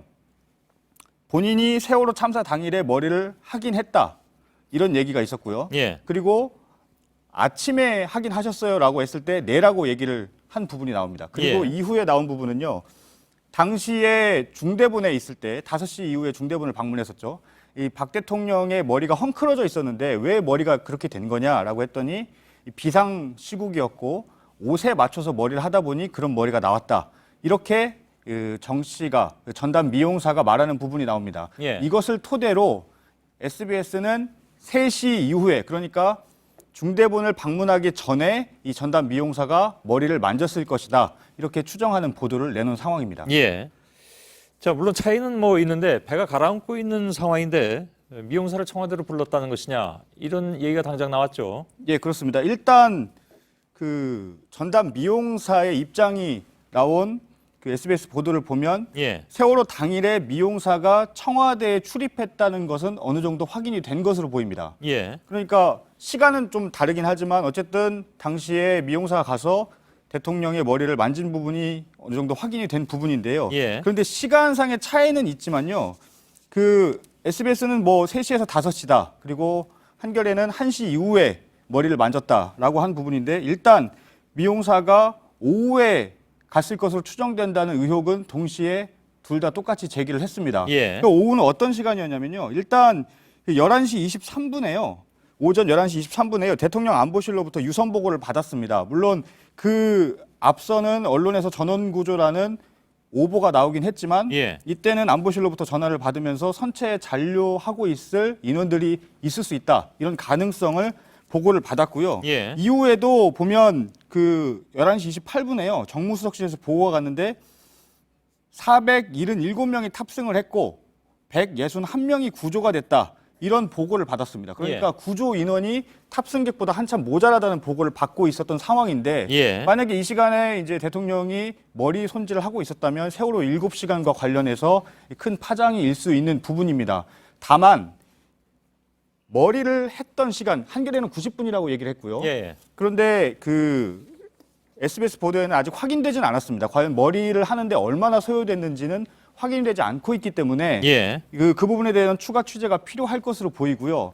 그리고 이 부분이 중요한 부분은 또 있습니다. 왜냐하면 지금까지 청와대는 세월호 당일에 외부인이 출입하지는 않았었다. 계속 이렇게 일관된 주장을 해왔습니다. 예. 어제 국정조사에서도 이 경호실 이영석 차장이 나와서 분명하게 말한 부분이 외부인 출입은 없었다라고 얘기를 했습니다. 예. 그렇다면 이 과연 전담 미용사가 세월호 당일에 머리를 했다라는 부분, 이 부분을 과연 어떻게 해석할 것인지 청와대 경호실에서 혹시 거짓 증언을 한 것이 아닌지 이런 의혹까지 연결이 됩니다. 그럼 예. 만약에 이 부분이 흔들려 버린다면 지금까지 청와대는 외부인 출입이 없었고 성형시술 의혹도 사실이 아니었다. 계속 이렇게 주장을 해왔는데 예. 이 전제가 흔들려 버리면 나머지 의혹들도 사실상 신뢰할 수 없게 돼버리는 상황이 오는 겁니다. 예. 자, 청와대 해명이 나왔습니까? 예, 청와대 해명 나왔습니다. 예. 예, 청와대 해명은 뭐라고 했냐면요. 이미 그 계속 처음에는 그다음에 성형시술. 그런데 이번에는 또 머리까지 해서 의혹이 계속되고 있다. 예. 이런 취지고요. 그리고 이 3시부터 뭐 90분가량 5시까지 머리를 했다는 의혹은 전혀 사실이 아니다. 이렇게 해명을 한 상황입니다. 예. 그런데 더 정확하게 해명을 하려면요. 사실은 그 해당 미용사가 박 대통령의 머리를 당일에 했는지 예. 방문을 했었는지 그렇다면 머리 손질 시간은 어느 정도였는지 이 부분에 대한 것을 확인을 해야 될 필요가 있는데 3시부터 예. 5시라는 것은 어느 누구도 확실하게 언급하지 않았는데 좀 의혹에서 구멍이 많이 빈틈이 많이 알겠습니다. 보이는 이런 해명을 한 상황입니다. 지금 저한테 들어온 그 청와대 해명 자료를 보면 예. 아직 서 기자한테는 연락이 안 됐기 때문에 제가 지금 대신 받았는데 그 2013년부터 계약을 맺은 사람들이 출입증을 발급받아서 거의 매일 출입하고 있다. 예. 대부분의 경우 2명이 함께 다닌다라고 청와대 해명이 나왔고요. 예. 4월 16일 세월호 참사 당일이죠. 출입 기록에 따르면 오후 3시 20분경부터 약 1시간 동안 청와대에 머문 것으로 확인됐다. 예. 당사자들에게 확인한 결과 머리 손질에 소요된 시간은 90분이 아니라 20여 분이다. 예. 대통령은 15시, 그러니까 3시에 중대본 방문 지시를 내렸고 경호가 출동 준비를 하는 동안 서면 보고를 받으면서 머리 손질을 했다. 이런 얘기가 나왔습니다. 추가 해명으로 나왔는데 예. 이거 역시 이 얘기를 왜 지금 하느냐 하는 생각이 일단 들고요. 예. 예. 그러니까 좀 따져봐야 될 게 뭐 많이 있는 것 같긴 그렇죠. 합니다. 지금 일단은 청와대에서 인정한 부분도 예. 머리 손질하면서 서면 보고를 받았다는 얘기거든요. 지금. 예. 그렇다면 과연 이 긴박한 상황에서 서면 보고를 받으면서도 대면 보고도 아니고 서면 보고를 받으면서도 머리 예. 손질을 했다라는 부분은 인정을 한 거고 예. 그렇다면 왜 지금까지는 7시간에 관련해서는 아무 해명을 하지 않다가 예. 하나씩 의혹이 제기됐을 때마다 조금씩 해명을 하는지 과연 그것은 모든 해명이 다 담겨 있는지 이 부분은 예. 추가 취재가 필요할 것으로 보입니다. 알겠습니다. 예. 서복현 기자였습니다. 자, 국회 최순실 국정조사 청문회 현장을 다시 한번 좀 연결하겠습니다. 최정혁 기자가 나가 있는데요. 일부에서 잠시 정회 중이었습니다. 8시 반부터 속개가 됐습니까? 네, 8시 30분부터 재개돼 현재는 국조특위 위원들의 보충 질의가 이어지고 있습니다. 현재까지는 특별한 추가 사항은 없는데요. 다만 정몽구 현대차그룹 회장과 구보무 LG그룹 회장 등은 고령을 이유로 현재 보충 질의에서는 빠져 퇴장한 상태입니다. 예. 지금도 이재용 삼성전자 부회장에 대한 질의가 집중되고 있는데요. 이 부회장은 불미스러운 일에 연루돼 죄송하다면서 야단 맞을 것밖에 없다라고 답했습니다. 그러면서 최 씨 일가에 대한 지원 결정을 내린 의혹을 받고 있는 삼성전자 미래전략실을 해체하겠다라고 밝혔습니다. 예. 그 이외에 혹시 뭐 추가된 내용이 있습니까? 그러니까 이번 중요한 것은 역시 이제 무언가 대가를 바라고 한 것이 아니냐라는 부분이었는데 그것과 관련해서 추가된 내용이 있습니까? 네, 현재까지 재벌 총수들의 대가성에 대한 발언이 추가적으로 나온 것은 없습니다. 오늘 하루 종일 총수들은 대부분의 의혹 제기에 대해서 모른다로 일관하고 대가성을 부인하면서 총수들의 입에서 직접적으로 나온 언급은 없는 상태입니다. 이재용 삼성 부회장도 지난해 국민연금이 삼성물산과 제일모직 합병해서 삼성 측의 손을 들어준 내용에 대해서 잘 모른다, 합병 비율은 규정대로 한 것이다라고 말을 했는데요. 하지만 참고인들의 진술을 들어보면 의혹이 커지는 부분은 있습니다. 소개해드리면요. 지난해 합병 당시 반대 입장을 밝혔던 일성신약 대표는 삼성물산 측에서 지속적으로 찬성해달라고 설득하면서 국민연금도 이미 찬성 입장을 밝히기로 말했다라는 진술을 해놨습니다. 예. 즉 국민연금이 투자위원회를 열기 전에 이미 합병 찬성 의사를 삼성물산 측에 전달했다라는 의미로 해석됩니다. 예. 한 가지만 더 질문하죠. 지금 그 얘기는 삼성 측이 어떤 식으로든 로비를 해서 국민연금이 당시 합병 과정에서 규정과 다른 결정을 했을 가능성이 있다는 얘기입니까? 네, 일성신약이 당시 삼성물산 주식 2.11%를 가지고 있었는데요. 방금 말씀드린 것처럼 일성신약 대표 얘기대로라면 그렇다고 볼 수 있습니다. 하지만 이재용 부회장은 관련 사실에 대해서는 잘 모른다라고 부인을 했습니다. 또 다른 증언을 전해드리면요. 지난해 합병 당시 삼성물산 주주들에게 부정적인 보고서를 제출했던 그 주진영 전 하나투자증권 대표도 삼성그룹의 고위 임원으로부터 보고서를 쓰지 말라는 압박을 받았다라고 털어놓기도 했습니다. 예, 알겠습니다. 국회 나가 있는 최종혁 기자였습니다. 이번에 국회 취재 기자를 좀 다시 연결할 텐데요. 탄핵안 국회 표결을 사흘 앞두고 박근혜 대통령이 새누리당 지도부를 청와대에서 만났습니다. 송지혜 기자 연결되어 있는데 간략하게 들은 다음에 새누리당 비박계 비상시국회의에 황영철 대변인을 이 자리에서 만나도록 하겠습니다. 송지혜 기자, 우선 오늘 이 자리에서 박 대통령이 여당 대표에게 전한 메시지부터 다시 한번 간략하게 좀 정리를 해주죠. 네, 박 대통령은 탄핵 절차를 밟아 가결되더라도 헌법재판소 과정을 지켜보면서 차분하고 담담하게 갈 각오라고 말했습니다. 야당과 대화하려고 노력했지만 거부됐고 4월 퇴진 당론도 받아들이려고 했지만 역시 무산돼 이제 탄핵 절차에 따라 가결되더라도 헌재 판결이 날 때까지 지켜보겠다는 겁니다. 예. 사실상 탄핵 정면 승부 입장을 여당 지도부를 통해 밝힌 것으로 즉각 퇴진을 원하는 촛불 민심을 여전히 외면하고 있다는 비판이 불가피한 대목입니다. 예. 여당 내부에서도 대통령의 현실 인식을 비판하는 목소리가 좀 나왔다고 일부에서 전해드린 바가 있습니다. 오늘 새누리당은 곧바로 의원총회를 열었습니다. 자율투표를 결정했다고요? 네, 새누리당은 의원총회에서 탄핵안 표결을 자율투표로 진행하기로 결론 내렸습니다. 정진석 원내대표는 의총이 끝난 뒤 국회의원들이 헌법적인 권한을 행사하는데 물리적인 걸림돌은 있을 수 없다며 이 조직적으로 표결에 불참하는 일은 없을 것이라고 못 박았습니다. 친박계 중진 홍문종 의원도 투표 자체에 반대하는 의원들은 없었다면서 분위기를 전했습니다. 이로써 사실상 4월 퇴진, 6월 대선 당론은 유명무실해진 것으로 볼 수 있습니다. 예, 국회에서 송지혜 기자였습니다. 자, 대통령의 메시지를 놓고 새누리당이 조금 전까지 의원총회를 열었다고 말씀드렸습니다. 여전히 관건은 비박계 반응이죠. 황영철 의원이 지금 비박계로 이루어진 비상시국회의의 대변인을 맡고 있는데 직접 스튜디오까지 나와주셨습니다. 안녕하십니까? 예. 예. 지금 저쪽에 청문회 계속되고 있지 않습니까? 네. 잠깐 자리 비우신 겁니까, 그러면? 그렇습니다. 지금 저희가 저녁 먹는 시간 포함해서 8시 반까지 정회를 하기로 되어 있었는데요. 그 시간을 이용해서 지금 왔고 끝나는 대로 또 빨리 가야 될 것 예, 같습니다. 뭐 다행히 거리가 좀 가까운 편이니까 네. 너무 오래 붙잡아두지 않도록 하겠습니다. 의원님. 예. 자, 대통령의 4월 조기 퇴임은 국민으로부터 거부당한 카드라고 했고, 네. 그래서 9일 탄핵 절차에 들어간다는 것이 아침까지 나온 비주류의 입장이었고, 네. 또 대표와 원내대표가 대통령을 만나고 온 이후에 그것에 기반해서 의원총회를 열었으나 네. 당초의 입장은 하나도 변한 게 없습니까? 네, 없습니다. 예. 사실 오늘 뭐 대통령께서 또 새로운 다른 이제 뭐 담화라든지 다른 결단을 내려오셨으면 조금 더 복잡해질 수 있었을 텐데 예. 오히려 대통령께서 이 탄핵 표결을 수용하는 듯한 예. 그런 이제 또 입장이 나와서 전체적으로 의원총회에서는 이제는 탄핵 표결에 들어가는 것이 이제 뭐 불가피한 수순이다. 예. 이런 이제 결정을 받다고 봐야죠. 그래서 뭔가 오늘이나 내일쯤 박근혜 대통령으로부터 또 다른 어떤 뭐 표현이 어떨지 모르겠습니다만 뭐 묘수가 나오는 게 아니냐라는 그런 관측이 있었는데 네. 뭐 그렇지는 않은 것으로 그렇다면 네, 이제는 뭐 안 내놓으실 거라고 보고 있고요. 예. 또 어떤 뭐 하루 이틀 남겨두고 어떤 안을 내놓더라도 그 진실성이 받아들여지겠습니까? 예. 네, 그러기 어려울 거라고 생각합니다. 알겠습니다. 그렇다면 지금 상태에서 탄핵 표결에 들어갈 경우에 네. 비박계에서 나올 뭐 혹은 친박계도 상관없습니다. 네. 몇 명 정도가 찬성할 것이라고 보고 계십니까?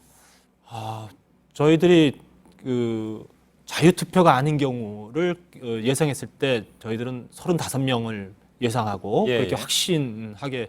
확신을 하고 있고 준비하고 있습니다. 예. 그런데 자유투표에 들어가면 또 의원님들이 결단은 내리지 않았습니다만 앞으로 9일까지 상당한 심경의 변화가 올 수 있다라고 보고 있습니다. 예. 일단 자유투표를 결정한 것도 그렇고 또 이 표결에 참여하게 된 것도 그렇고 예. 그리고 또 지난 주말서부터 의원님들 사이에서는 이제 국민의 목소리를 그래도 좀 대변하는 쪽으로 가야 되지 않을까라는 변화들을 저희들은 읽고 있습니다. 예. 저 개인적으로도 그런 입장 변화를 가지고 계신 의원님들로부터 문자도 받고 또 전화도 받고 대화도 하고 예. 이러고 있습니다. 알겠습니다. 자율투표를 한다는 것이 결국은 탄핵에 찬성하는 사람들을 숫자를 더 늘릴 가능성이 있다 이렇게 보고 계신 모양이에요. 그렇습니다. 일단 뭐 당론으로 자율투표를 정하셨으니까. 네. 예. 한 35명 정도 된다고 아까 말씀하신 바가 네. 앞서서. 네. 가장 적게 얘기한 적게. 것이 35명이다. 예. 어제 일부에서 뭐 60명까지도 얘기가 나왔는데. 네. 뭐 근데 너무 낙관적인 전망은 아닐까 이렇게 생각은 해봅니다. 예. 그 원래 대통령이 4월 퇴진하고 6월 대선을 받아들이면 탄핵할 필요가 없다고 했던 사람들이 비박계 의원 중에도 한 10명은 된다라고 네. 홍문정 의원이 얘기했던 것 같은데요. 네. 이거는 어떻게 되는 얘기입니까? 그 말씀은 사실은 정확한 말씀이세요. 예. 지난번 3차 담화 때 대통령께서 조기 퇴진할 수 있다라는 입장을 내놓고 그리고 저희들이 의총에서 4월 30일 조기 퇴진과 또 6월 대선 안을 여야 협상안으로 당론으로 정해졌습니다. 예. 그런 가운데 대통령이 이 정도 입장을 내놨고 당론으로 이렇게 정하면 이것이 합의에 이르지 않더라도 받아들여야 되지 않겠는가라는 그런 입장을 가지신 의원님들이 비상시국 내부에 있었습니다. 예. 그래서 저희들이 이런 차이 때문에 지난 토요일 주말 집회를 보고 일요일 날 치열하게 격론을 벌였습니다. 예. 우리 내부에서 이런 흔들리고 입장이 갈려서는 지금까지 우리 시국회가 견지해온 그런 단호한 입장들을 가져갈 수 없다 해서 치열하게 토론을 했고요. 예. 거기서 대통령께서 우리가 7일까지는 기다려보기로 했습니다만 보지 말고 바로 우리 일요일 날 오늘의 토론에서 대통령이 어떤 입장을 표명하더라도 예. 9일 날 탄핵에 동참하자라는 결정을 내리게 된 거죠. 예.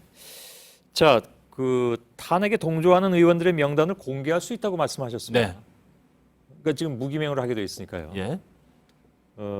이게 그 표결 전에 공개할 수 있다는 말씀입니까? 표결 후에 공개하실 수 있다는 말씀입니까? 그건 아직 저희들이 결정을 안 했습니다. 예. 중요한 거는 저희들이 만에 하나 이제 이렇게 준비하는 이유는 만에 하나 이 탄핵안이 부결됐을 경우를 저희들은 예비해 둬야 된다고 생각합니다. 그럼 부결됐을 경우에 이 부결의 책임이 누구에게 갈 것이냐. 예. 어디가 잘못해서 부결이 됐는 거에 대한 공방이 반드시 있을 것이라고 예상을 당연하죠. 합니다. 그렇기 때문에 우리 비상시국회의에서는 저희들이 해야 될 역할은 분명히 하겠다고 확신을 시켜왔습니다. 예. 그래서 그 확신시켜줄 만한 것들은 분명히 준비되어야 된다. 예. 그래서 예기치 않은 그런 논쟁, 책임 논쟁에서 분명히 우리가 역할을 했다는 명단을 것을 공개하더라도 네. 이게 무기명이기 때문에 네. 그 명단이 과연 정확한 것이냐 하는 것도 남잖아요. 한번 지켜봐 주십시오. 저희들이 어떤 식으로 이거를 확신시켜 줄지에 대해서 예. 저희들도 사실은 고민이 좀 있습니다만 그러면 저 왜 가장 최선의 방법을 찾아보려고 하고 있습니다. 범인주의 이석현 의원이 얘기하는 것처럼 네. 인증샷을 찍는 건 어떻습니까? 그것도 고민해 보고 있습니다. 예. 그게 규정상 맞는 것인지 아닌지는 저희가 팩트체크에서 이따 오대영 기자하고 좀 네. 얘기를 할 텐데요. 네. 달리 어떻게 뭐 증명할 수 있는 방법이 별로 없어서 그런 얘기도 나오는 것 같습니다. 그렇습니다. 그래서 저희들이 지금 이제 개인적으로 서명을 받은 예. 게 있습니다. 탄핵안에 동참하고 찬성하겠다라는 개인적인 서명을 받아놓은 게 있습니다. 예. 한 사람당 하나씩 받아놓은 서명부가 있는데요.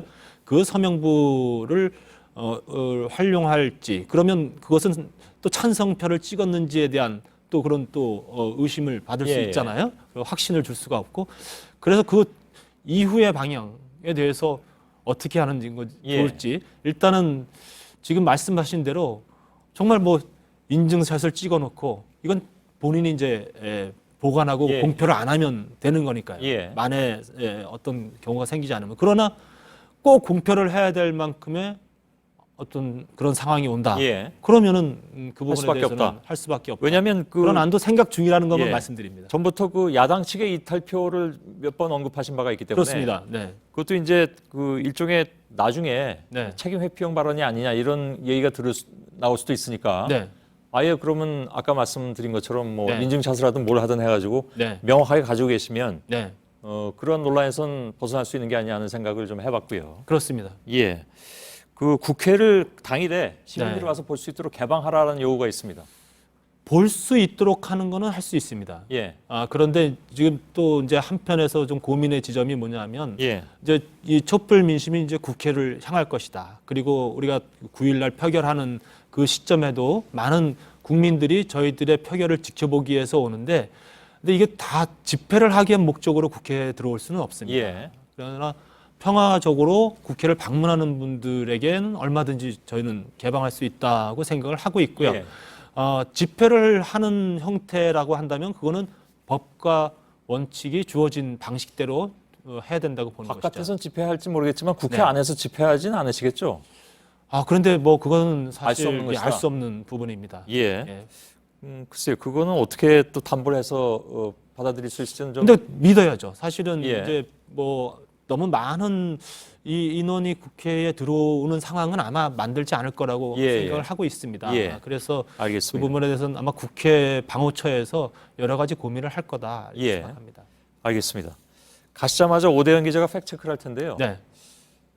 시간이 되시면 보시고 하셔도 상관이 없을 것 같습니다. 아까 그렇습니까? 말씀한 그 방법론에 대해서 저희가 좀 네. 따져보는 거니까요. 네. 예. 오늘 하여간 바쁜 시간 중에 고맙습니다. 네. 예, 황영철 의원이었습니다.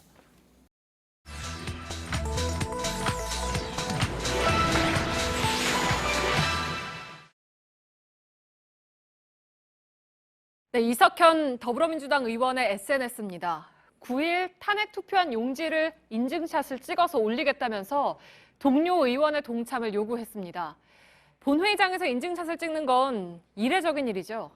그런데 이례적인 걸 떠나서 법적으로 문제가 없는지 논란이 커지고 있습니다. 오늘 팩트체크는 인증샷을 비롯해 탄핵 찬반에 대한 입장을 공개하는 게 가능한 일인지 짚어보겠습니다. 오대영 기자, 일단 법에는 어떻게 나와 있습니까? 국회법 보겠습니다. 네. 여기에요. 130조 2항을 보면 탄핵 소추안의 표결은 무기명 투표로 한다고 되어 있습니다. 무기명은 이름을 쓰지 않고 누가 찬성을 했는지 반대했는지를 알 수 없는 그런 투표의 방식인데 이게 1964년도부터 계속해서 지금까지 적용이 되고 있습니다. 그래서 2004년에 노무현 전 대통령 탄핵 소추안 의결 때도 무기명으로 비밀 투표를 했습니다. 네, 비밀이면 이 국회법으로만 보면 인증샷 찍는 게 좀 어려운 것 같은데요? 그런데 법의 위반인지 여부는 명확하지 않습니다. 네. 이게 무기명 투표를 한 것과 그 투표를 한 걸 사진을 찍어서 SNS에 올리는 건 좀 다른 문제잖아요. 그래서 네. 지금 법적으로 단정지어서 이게 금지된다라고는 할 수 없습니다. 네, 그런데 우리가 일반적으로 투표를 할 때도 인증샷을 찍으면 처벌을 받지 않습니까? 그렇죠. 대통령 선거나 국회의원 선거 때 우리가 기표소 들어가서 찍고 나서 사진도 찍으면 네. 그것 자체가 위법이잖아요. 네. 공직선거법에 이렇게 돼 있습니다. 누구든지 기표소 안에서 투표지를 촬영하여서는 안 된다라는 거죠. 하지만 국회 본회의의 표결은 공직선거법과는 다릅니다. 그래서 이 법을 적용하기는 어렵죠. 네, 그러면 국회법에 금지 규정도 없고 선거법 적용도 안 되면 결국 누가 판단하는 겁니까? 결국은 제가 취재해 보니까 돌아서 국회 사무처가 검토하고 네. 국회의장이 최종적으로 결정하면 되는 것이었습니다. 네. 그런데 현재까지의 사무처의 입장을 들어봤는데 금지의 규정이 없다라는 것이었습니다. 그러니까 의원들이 사진을 찍는다고 하면 못 찍게 할 구속력이 누구에게도 지금까지는 없다는 뜻이죠.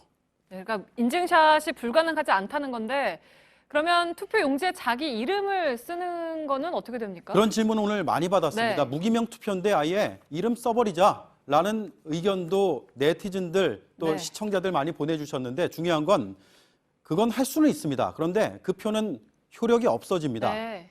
지금 화면의 왼쪽이 기명 투표지, 오른쪽이 무기명 투표지인데 성명란이 있는지 여부만 차이가 있잖아요. 저 가불안에 찬성을 하려면 한글로 가 또는 오를 가자 한자를 쓰면 되고요. 반대는 부 또는 한자로 아닐 부자를 적어야 됩니다. 그런데 이름을 쓴다든지 저 옆에 마침표를 찍는다든지 아니면 네. 지우고 다시 쓴다든지 아니면 아래 입구자가 없는 아니 불자를 쓰면 모두 무효가 되는 거죠. 그러니까 당연히 이름을 쓰면 무효가 되는 겁니다. 네, 그러니까 인증샷은 되고 이름을 쓰면 안 된다는 건데 사실 논란의 본질이 이게 아니잖아요. 그러니까 탄핵안 처리 과정을 시민들이 보다 자세히 알고 싶다는 거 아니겠습니까? 그렇죠. 그래서 이번에 아예 기명 투표로 바꾸자는 의견 많이 나왔습니다. 네. 그리고 더민주의 한 의원은 법안까지 발의했습니다. 문제는 탄핵안이 이번 주 금요일 날 표결 처리가 될 텐데 그 전까지 이 법안이 처리될 가능성은 매우 작습니다. 네. 따라서 이번에는 무기명으로 투표를 할 수밖에 없는데 더 나가서 일부 네티즌들은 박근혜닷컴 이런 사이트를 만들기도 하고요. 또 표창원 의원의 경우에는 박근혜 탄핵 반대 명단을 저렇게 공개하기도 했죠. 네, 박근혜닷컴 좀 보여주시겠습니까? 네, 이건데요. 이런 그 사이트를 통해서 현재 몇 명이 찬성하고 있느냐, 네. 반대하고 있느냐, 무응답이냐 이걸 실시간으로 확인하고 있는데 그동안에 없던 일들이 지금 제도권 정치 안팎에서 동시다발적으로 이렇게 벌어지고 있는 겁니다. 네, 그러니까요. 이런 방식을 동원해서라도 알 권리를 찾아야 한다 이런 요구일 텐데 그러면 탄핵안을 무기명으로 하는 이유가 있습니까? 그 이유를 찾아보려고 법이 개정된 것, 국회법을 쭉 거슬러 올라가 봤는데 뚜렷한 이유는 파악할 수는 없었습니다. 네. 다만 1948년에 재헌국회 임시의장을 뽑을 때부터 무기명으로 투표를 했고요. 그 이후에 인사와 관련한 투표는 무기명이 관례화됐습니다. 특히 1952년의 국회법 개정안에 이렇게 되어 있습니다. 인사관계 결의안에 대해서는 무기명 투표로서 표결, 즉 인사와 관련된 사안을 비밀 투표에 붙이는 건 이미 60년 넘게 이어진 관례라는 뜻이고요. 탄핵안도 인사 문제니까 같은 개념으로 보시면 될 것 같습니다. 네, 우리만 이렇게 되어 있습니까? 다른 대통령제 국가는 탄핵 표결을 어떻게 하고 있나요? 한 석 달 전에 브라질의 대통령이 탄핵이 됐잖아요. 네. 브라질은 기명 투표하고 있습니다. 네. 미국도 대통령제인데 대통령 탄핵할 때 기명 투표, 그러니까 공개 투표하고 있습니다. 찬반 명단이 국민에게 공개가 되는 거죠.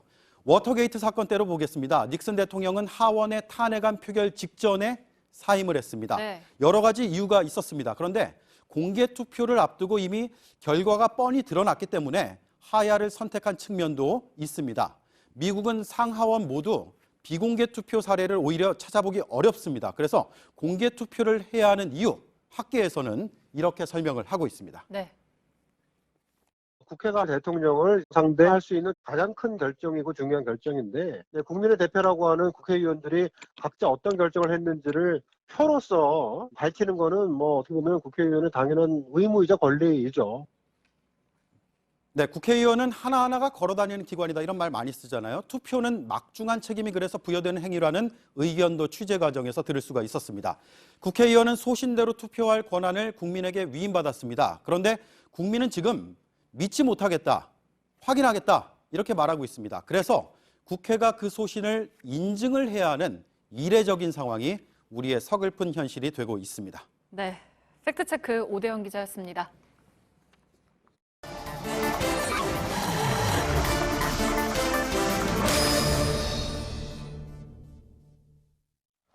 예, 비하인드 뉴스를 시작하겠습니다. 이성대 기자. 자, 첫 키워드를 열어보죠. 네, 첫 번째 키워드입니다. 꺼진 불도 다시 보자. 어제 그거군요. 네, 그렇습니다. 예. 미국 대사관이 촛불 집회 당시 일본 소등에 참여하지 않았다는 게 다시 확인이 됐습니다. 그런가요? 예. 예. 어제 사진상으로 보면 조금 이해가 안 가는 부분이 있어서 제가 짚어드렸는데 설명을 좀 해볼까요? 그렇습니다. 그 당일 다른 시간 저희 JTBC 화면을 좀 볼 텐데요. 시간대가 다른 같은 장면입니다. 예. 지금 빨간색 지점이 이번에 소등 여부가 관심이 된 곳인데 맨 위치. 대사관 맨 꼭대기 8층으로 추정이 되는 곳입니다. 자, 다른 영상을 보시면요. 자, 오후 5시 반입니다. 저 무대 쪽이 반짝거릴 때 이 대사관 창문도 같이 반짝거리는 모습을 볼 수 있고요. 비쳤다는 거군요. 그렇습니다. 또 6시 40분 소등 직전에도 무대 색깔과 창문 색깔을 보시면요. 보라색으로 나왔다가 또 붉은색, 노란색 같이 변하는 장면을 육안으로 확인할 수가 있는데요. 예. 다시 얘기해서 대사관 8층은 처음부터 불이 꺼져 있었기 때문에 반사가 됐다는 걸로 해석을 할 수가 있는데 예. 만약에 사무실 형광등이 켜져 있다면 이렇게 다채로운 색깔이 나올 수 없다는 분석입니다. 예. 알겠습니다. 자, 그렇다면 어제 문제 제기했던 것은 일단은 취소를 해야 된다 이런 얘기인가요? 그렇습니다. 근데 말이 나온 김에 좀 더 말씀을 드리면요. 소등 직전에 또 다른 영상을 한번 보시면 자, 이게 보시면 8층과 7층 이하가 상당히 차이가 납니다. 8층이 훨씬 더 밝아 보이는데요. 예. 다시 얘기하면 8층의 불빛과 대사관 7층 이하의 불빛은 다른 성질의 불빛이다라고 해석을 할 수 있는 겁니다. 예. 또 소등 직전에도요. 다시 보시면 그 무대 쪽이 번쩍할 때 같이 번쩍하면서 꺼지는 장면을 확인할 수가 있습니다. 예. 육안으로 보면 이제 그렇게 보이긴 하는데 좀 더 좀 과학적인 분석도 필요해 보이긴 하는군요. 그래서 그 카이스트 전기전자공학부 대학원생에게 자문을 좀 구해봤는데요. 예. 그 JTBC 화면을 스캔해가지고 자, 빛의 밝기, 무대와 대사관 창문의 빛의 밝기를 이렇게 수치화했습니다. 자, 보시면 아까 플래시가 번쩍했던 시점에 양 두 군데가 다 빛이 증가하는 걸 볼 수 있는데 예. 자, 거리가 떨어진 두 군데에서 동시에 빛이 밝아졌다는 얘기는 우연의 일치라기보다는 한쪽에 반사가 됐을 거라는 해석이 나오고 있고요. 예. 자, 다른 그래프 한 번 더 보시면요. 자, 무대와 대사관 창문을 좀 더 자세하게 비교하기 위해서 수치를 조정한 정규화 조정 그래프인데 두 그래프가 거의 겹치는 걸 볼 수 있습니다. 예. 자, 이 얘기는 뭐냐면 두 군데의 광원이 같다는 의미로 해석을 할 수밖에 없다고 합니다. 예. 대사관 측도 뭐 물론 같은 의견일 테고요. 다시 한번 직접 확인을 했습니다. 이렇게 예. 얘기를 하는데요. 자, 대사관 측의 입장은 불은 꺼지지 않았다는 게 공식 입장이다. 또 여러 근무자에게 확인했다라고 이야기를 했습니다. 특히 한 관계자는 24시간이 지나서 답변이 나왔다고 강조를 했는데요. 다시 얘기해서 그 시간 동안 다양한 가능성을 일일이 확인했다. 이렇게 의미를 볼 수 있습니다. 예. 뭐 일단은 그렇게 지금 결론을 내릴 수밖에 없는 상황인 것 같습니다. 근데 지금 이 문제 가지고 어제 오늘 굉장히 길게 지금 얘기를 하고 있는데 결국은 그것이 그동안 어제도 말씀드렸습니다만 우리 정치사의 어떤 중요한 변곡점마다 미국이 어떤 역할을 했던 것이 아니냐라는 사실과 의심 이런 것에서 비롯된 것이 아닌가 하는 생각도 들게 되고요. 다음 키워드 볼까요? 자, 두 번째 키워드입니다. 해명 바쁜 국민의당. 지금 탄핵 정국에서 국민의당이 계속 해명과 사과에 진땀을 흘리고 있는데요. 오늘은 새누리당 미략설 때문에 또 한바탕 곤욕을 치렀습니다. 예. 자, 새누리당 비박계 정병국 의원이 어제 야당 중진을 만났는데 4월 퇴진 6월 대선에 호의적이었고 그래서 지난번 야3당 합의 과정에 국민의당이 빠진 것 같다. 이런 식의 발언을 하면서 국민의당에서는 아니 이렇게 모일 때 민주당도 같이 만났는데 마치 국민의당이 새누리당과 밀약한 걸로 왜곡해서 강력하게 지금 반발을 하고 있다고 합니다. 예. 국민의당은 이 그 탄핵 처리 불발로 하여간 굉장히 많은 비판을 받았고 뭐 박지원 당시 비대위원장은 문자만 2만 통을 받았다는 얘기도 있던데 그 여파가 계속되는 것 같습니다. 그렇습니다. 제가 직접 계산을 해봤더니 박지원 원내대표가 1일 이후에 사과나 해명을 한 게 최소 7번 이상이 됩니다. 예. 계속해서 반복을 하고 있는데 오늘도 이런 억울하다는 걸 표현했습니다. 직접 들어보시죠. 예. 우리는 또 한 번 응원을 당하고 있지만은 우리가 잘했다고 주장하지 않습니다. 탄핵을 반대하는 세력이 우리 국민의당을 음해하고 있다고 저는 판단합니다. 예. 잘했다고 주장하지 않는다고 얘기했는데 사실 어저께 나온 얘기는 결국 뭐 탄핵으로 가면 우리가 잘했다는 얘기 듣지 않겠냐라는 얘기도 같은 박지원 전 비대위원장이 한 거 아니었던가요? 예, 제 기억은 그런데. 아무튼 알겠습니다. 다음 키워드, 마지막 키워드죠? 자, 마지막 키워드입니다. 삼성동에 버려진 전화기. 저희 그 JTBC 사회부가요. 그 어제였는데 삼성동 박근혜 대통령 사저 인근 주택가 골목길에서 그 버려진 서류철이나 전화기 등을 발견을 했습니다. 예. 그 서류철 내용을 보시면 16대 총선 공약, 또 김대중 대통령 대선 공약 등 써 있는 걸 보니까 2000년대 초반쯤에 작성된 걸로 추정이 되는 문건들이고요. 좀 오래된 거군요. 그렇습니다. 근데 특히 전화기 발견된 걸 보시면 이 전화기에 이른바 문고리 3인방들의 단축 번호가 써 있고요. 저 위에 반드시 169를 눌러주세요.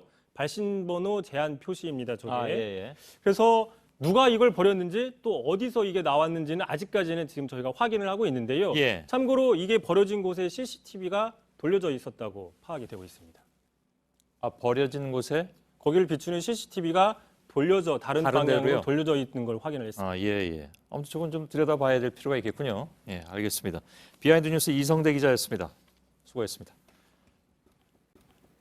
네, 현직 대통령과 비선실세 권력형 비리를 고발한 JTBC 최순실 태블릿 PC 입수 보도가 제19회 국제 엠네스티 언론상 특별상을 받았습니다. 이와 함께 지난 7월 27일 방송된 JTBC 뉴스룸 탐사 플러스의 육아 퇴직되는 육아휴직 보도와 JTBC 중앙일보의 신년 특집 탈출 저출산 아이가 희망이다 프로그램은 여성가족부가 주관하는 한국 양성평등 미디어상 방송부문 장려상을 나란히 수상했습니다. 네, 절기상 대설인 내일은 전국이 대체로 흐리고 곳곳에 눈과 비가 예보되어 있습니다. 예, 저희들은 내일도 최선을 다하겠습니다. 여러분 고맙습니다.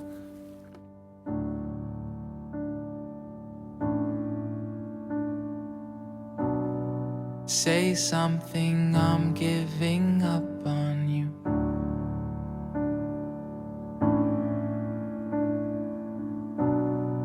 I'll be the one if you want me to.